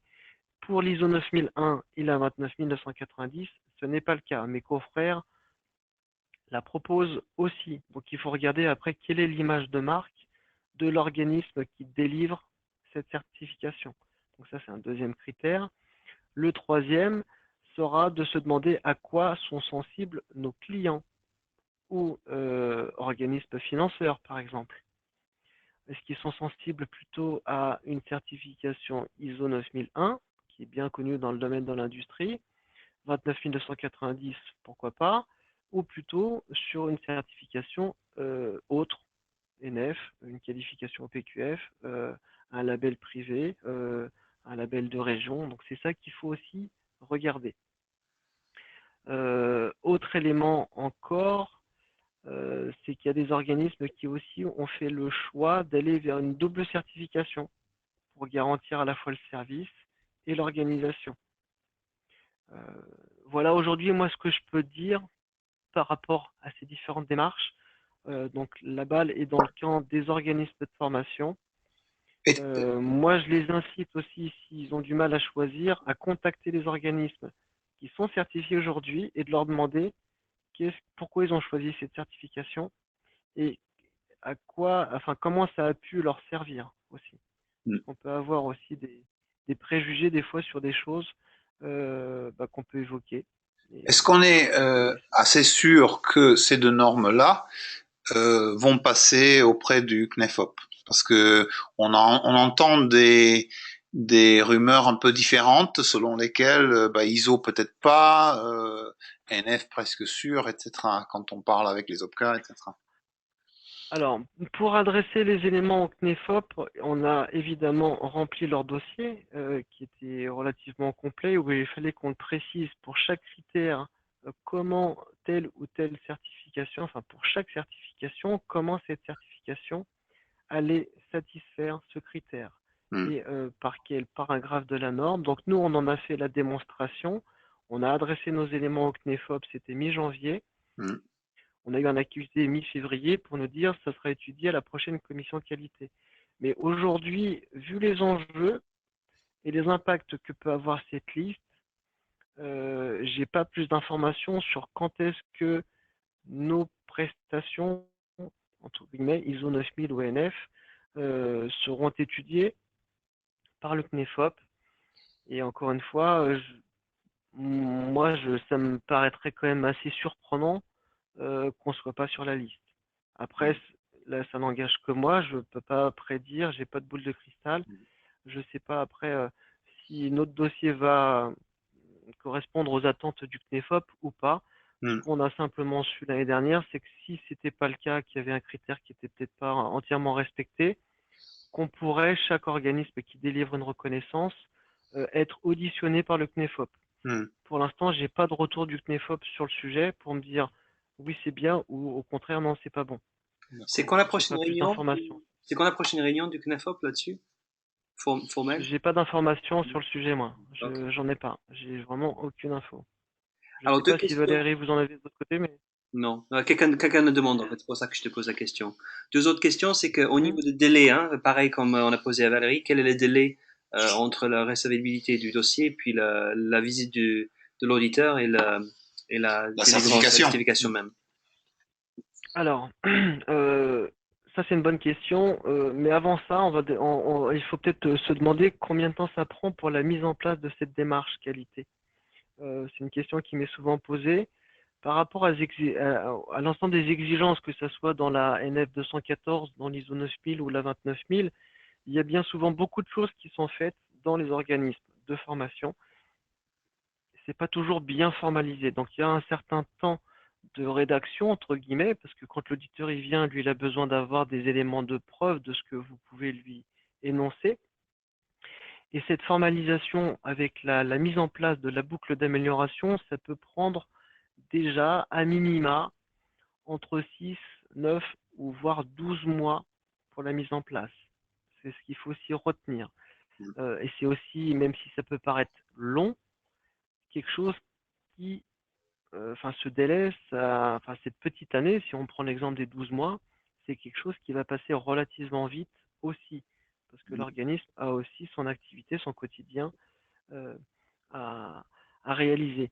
Alors après, même si, là je reviens sur ce qu'évoquait tout à l'heure Andrew, sur les difficultés pour les OF là, par rapport à ces démarches qualité, c'est que oui, au départ, ça peut être vécu comme une contrainte de satisfaire des exigences, mais finalement, c'est juste des habitudes de travail que l'on va changer. Et une fois que c'est ancré dans le quotidien, eh ben, c'est simplement après des habitudes que l'on garde et ça permet de gagner aussi beaucoup de temps. Et quand on met en place cette démarche qualité, on se rend compte du temps passé sur des choses qui n'ont pas forcément de valeur ajoutée. Et quand on fait cet état des lieux, eh ben, on passe du coup forcément après moins de temps parce qu'on se sera mieux structuré, Hmm. on aura mieux appréhendé toute la gestion documentaire d'un organisme de formation qui n'est pas moindre non plus. Hmm.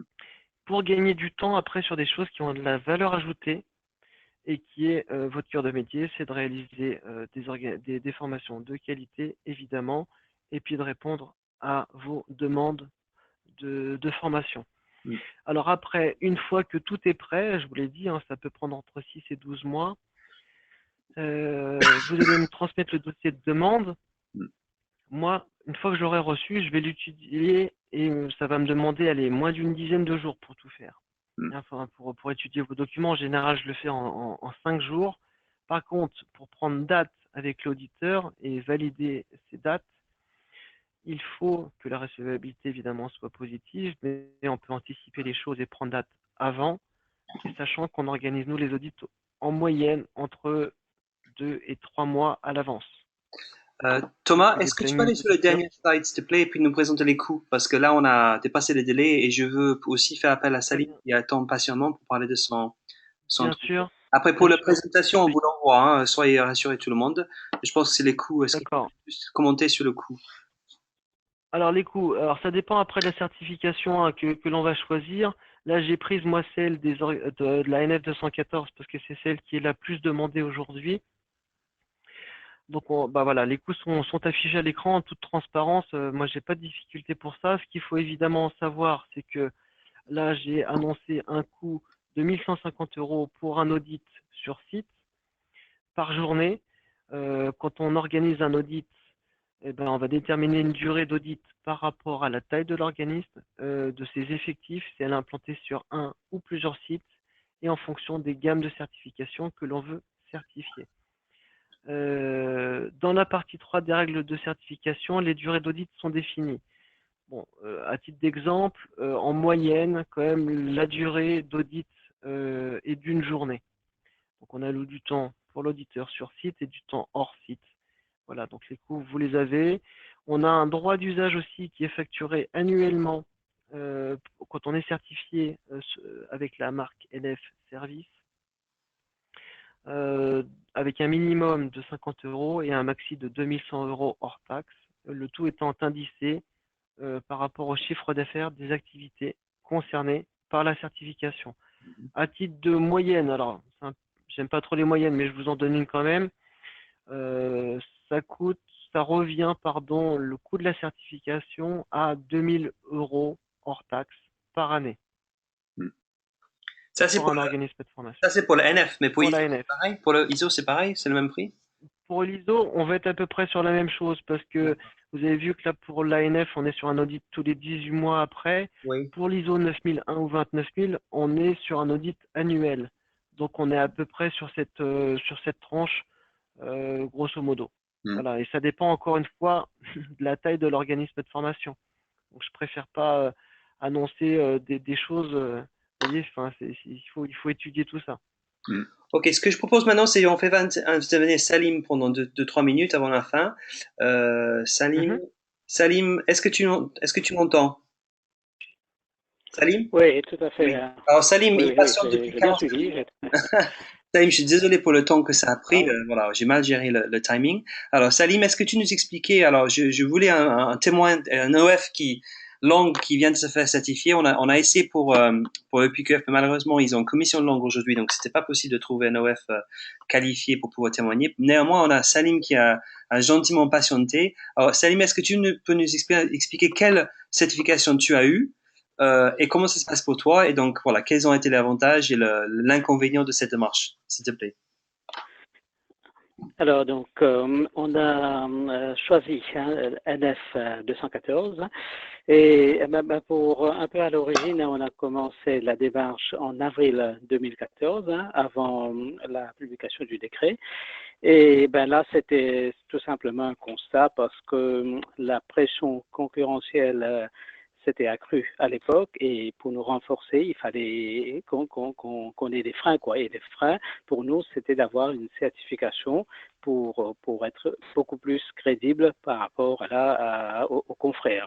Et ce on a choisi NF 214 parce que ça nous semblait beaucoup plus, oui, les normes, c'était complet. Et ensuite, on avait des lignes directrices dans ces normes et des outils qui nous ont permis quand même de capitaliser notre savoir-faire. Parce qu'on avait tout, on avait notre savoir-faire, on avait notre personnel, mais on avait plus de demandes, plus de concurrents. Et nos formateurs étaient bons, on avait tout, mais et tout ce qu'on avait en plus à offrir à l'époque, c'était notre sourire. Et ça ne suffisait plus. Oui. Donc, on a entamé cette démarche en collaboration avec la GFOS et accompagné par l'AFDEC, un cabinet spécialisé dans le domaine. Donc voilà, et on a obtenu donc la certification en décembre. C'était le cadeau de Noël. Le 24 décembre, on a été certifié, à 9214. On était très très contents. Ouais. Donc on arrive au bout de la démarche. C'était long, fastidieux, et on était très contents. Et ça a pris donc 7 mois, c'est ça? C'était dans l'année 2015 ou j'ai pas 2014 à décembre, donc 20 mois. Hein? Ça a 20 pris mois. 20 mois. Bon, D'accord. oui, voilà. Donc, comme on disait avant, pardon. Pourquoi autant de temps? J'ai pas compris. Pourquoi 20 mois? Parce que Et 20 mois, tout simplement parce qu'on avait entamé la démarche en avril 2014. On n'a pas trop, on s'est pas trop investi au départ, hein, d'accord. parce que, comme dit, il fallait travailler à côté. Oui. Et bon, ben, c'est pour ça, hein, on n'a pas. Donc pour toi, c'était Après, ce qui se passe aussi, Oui, vas-y. dans le cas d'à propos, c'était aussi dans un accompagnement en fait qui était avec un programme d'accompagnement qui était conçu aussi sur 10, je crois, jours d'accompagnement. Donc c'était à peu près Tout à une journée fait. par mois. Donc déjà on était sur déjà on va dire un minimum de 10-12 mois de mise en place enfin en tout cas pour l'accompagnement de la mise en place de la démarche. Donc c'est pour ça que ça a pris du temps. Il y a des OF qui aujourd'hui font le choix de ne pas aller sur ces opérations collectives d'accompagnement qui, entre parenthèses, sont financées à hauteur de 70% par AGFOS dans certaines régions. Donc là, comme le disait aussi Valérie tout à l'heure, il y a des OPCA qui font la promotion de ces démarches qualité, notamment de la NF 214 et de la qualification au PQF.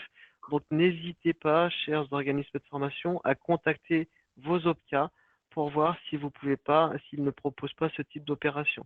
Je vous redonne la main, Salem.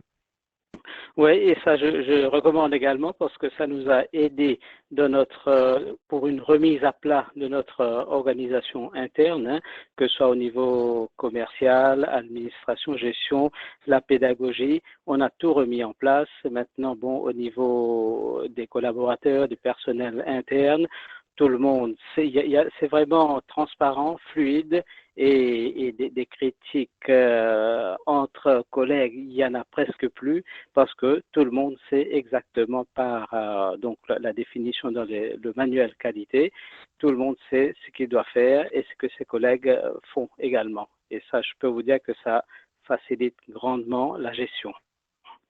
Donc toi, tu dis, si je comprends bien, il y a un investissement du côté de l'organisme de formation. Il vaut mieux se faire accompagner par un expert qui pourrait être finançable de la part de l'OPCA comme l'OPCALIA ou AGFOS. Et en ayant cette certification, ça permet que chacun au sein de l'organisme sache exactement ce qu'ils ont à faire. Donc au niveau de la communication et les rôles en interne, c'est plus fluide, c'est plus clair.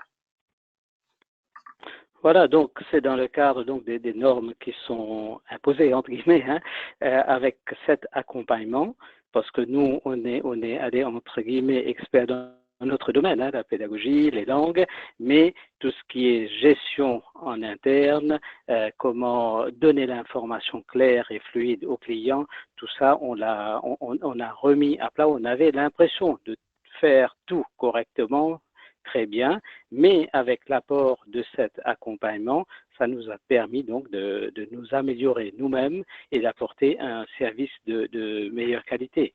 On est entré vraiment dans ce cadre, comme on l'a entendu dire depuis 18 mois, hein, une amélioration continue. Et ça, c'est notre, je vais dire, oui, c'est notre quotidien maintenant. Hein. On améliore, on a des tableaux de suivi. C'est vraiment c'est entré dans la culture de l'entreprise. Hein. Tout le monde agit, réfléchit, pense qualité avant tout. Donc voilà un petit peu brièvement, hein, donc c'est que ça nous a apporté. Hein.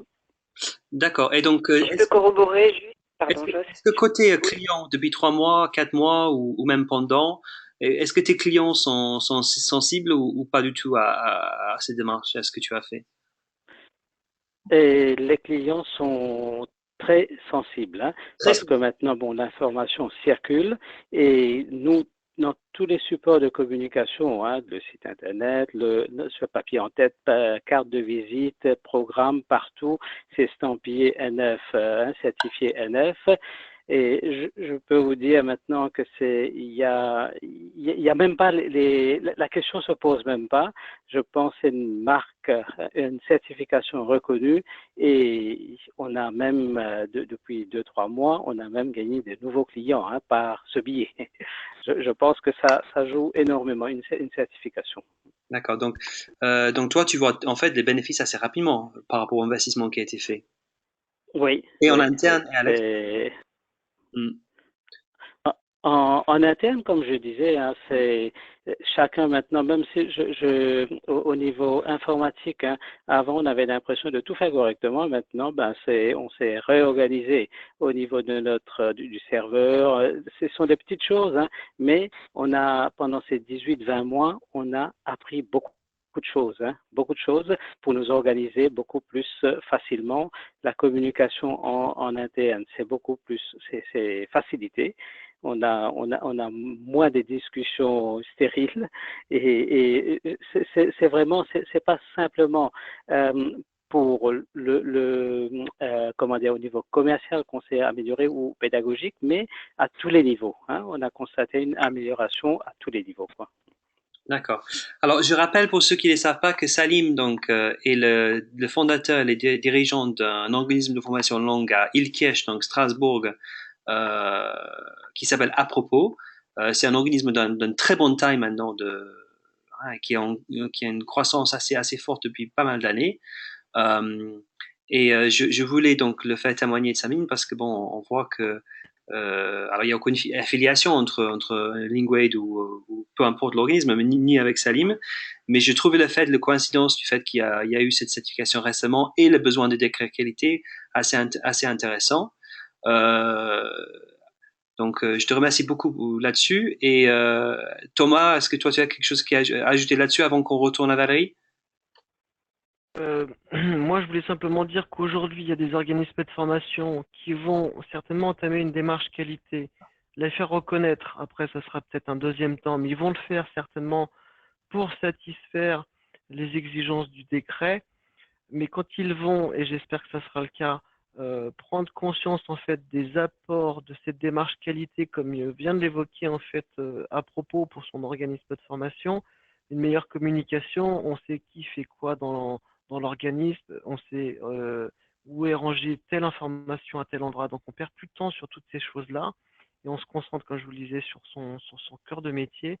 Je pense que ça va vraiment être utile à tous ces organismes de formation. Et encore une fois, même si ça peut prendre du temps, moi j'ai des organismes aujourd'hui qui me disent Monsieur Cornu, merci, enfin merci, c'est eux qui ont travaillé, hein. Moi j'ai simplement fait reconnaître ce qu'ils avaient réalisé, mais ils m'ont dit si aujourd'hui j'avais pas entamé une démarche qualité, je ne serais pas là aujourd'hui, j'aurais fermé la boutique, entre guillemets.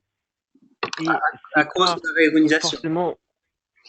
Pardon? À cause de la réorganisation et la restructuration de l'organisme, c'est ça? Tout à fait, parce que on commence à avoir un regard sur soi-même, on lève un peu la tête du guidon, il y a quelqu'un de l'extérieur qui vient nous dire ce qu'on fait de bien, comment on peut s'améliorer, où est-ce que potentiellement il y a un risque d'insatisfaction de manière générale pour ses clients. Et j'ai des organismes aujourd'hui qui sont des organismes aussi de petite taille. Le minimum, en tout cas, pour obtenir la certification NF214, je voudrais juste terminer là-dessus, parce que pour les organismes unipersonnels, ils vont se poser la question et je veux leur donner la réponse. Pourquoi on a mis un prérequis de minimum 2 personnes? Quand je dis 2 personnes, c'est pas forcément 2 personnes en effectif temps plein. Hein, ça peut être un 50% avec un 100%. Pourquoi? C'est simplement pour assurer la continuité du service. Si la personne qui est toute seule à un moment donné, je sais pas, se casse le poignet, se casse une jambe ou je sais pas quoi, euh, s'il n'y a plus cette personne, l'organisme de formation, il n'existe plus, enfin, il n'a plus d'activité. Vous voyez ce que je veux dire? Donc Oui. c'est pour ça qu'on a mis ce prérequis de 2 personnes. Voilà, c'était simplement là-dessus que je voulais finir et je repasse la parole à qui veut bien la prendre. Oui, alors Valérie, maintenant, à toi, quels sont les bénéfices que témoignent tes clients? Je rappelle que Valérie est aussi quelqu'un qui est capable d'accompagner les organismes de formation longue à préparer pour l'OPQF. Donc, OPQF, il y a déjà 100 organismes certifiés en langue. Qu'est-ce que toi, tu vois comme bénéfice, Valérie? Ils sont de deux ordres, c'est-à-dire je vais redire ou reformaliser ou reformer ce que dit Thomas ou bien ce que dit Salim aussi à l'instant. C'est-à-dire qu'on voit tout de suite, tous les organismes que l'on audite et auxquels on demande, mais que finalement ça vous a apporté quoi de faire cette démarche, de vous engager dans cette démarche qualité. La première chose, c'est un bénéfice interne, c'est-à-dire que rentrer dans une démarche qualité, manifestement, c'est un excellent moyen pour fédérer ses équipes. Se poser les bonnes questions sur ses pratiques quotidiennes. Qu'est-ce que je fais? Quel est mon métier? Quels sont mes clients? Quels sont les parcours de formation que je mets en œuvre? Qui s'en occupe? Enfin bref, replacer chacun à sa place et faire le clair sur ce qu'on est capable de faire, sur ses compétences. Et puis évidemment, mettre en évidence peut-être les lacunes dans l'organisation. Et par la suite, trouver des solutions pour améliorer. Donc ça, c'est la première chose et je trouve que c'est déjà un très très bon point parce que ça permet à chacun déjà de se poser la question sur ses compétences actuelles et sa démarche tout simplement. Et puis bien sûr, il y a un bénéfice externe immédiat puisque les clients des organismes de formation qui rentrent dans une démarche qualité au PQF font rentrer leurs clients eux-mêmes. Les organismes font rentrer leurs clients en leur posant les questions, en leur envoyant des questionnaires de satisfaction. Donc, ils sont obligés déjà de les informer en quelque sorte de leur démarche. Et tous les organismes de formation disent, mais ça a eu un effet extrêmement positif auprès de nos clients parce que eux-mêmes sont, par exemple, des industriels qui connaissent bien, comme on le disait tout à l'heure, les démarches qualité, qui sont eux-mêmes certifiés ISO la plupart du temps d'ailleurs, ou bien d'autres qualifications que sais-je, mais ils connaissent très bien ces démarches qualité et regardent d'un œil extrêmement favorable le fait que leurs prestataires de formation en langue par exemple, rentrent également dans une démarche qualité.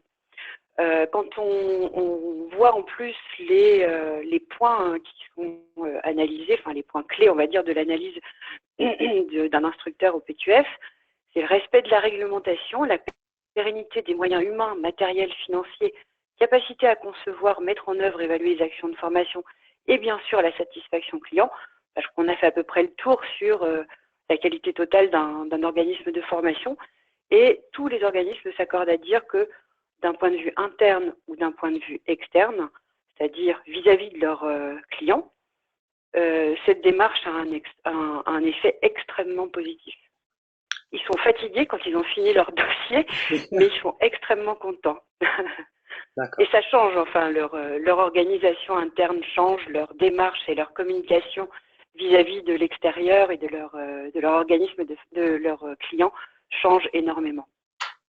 Bon, écoutez, super, merci beaucoup.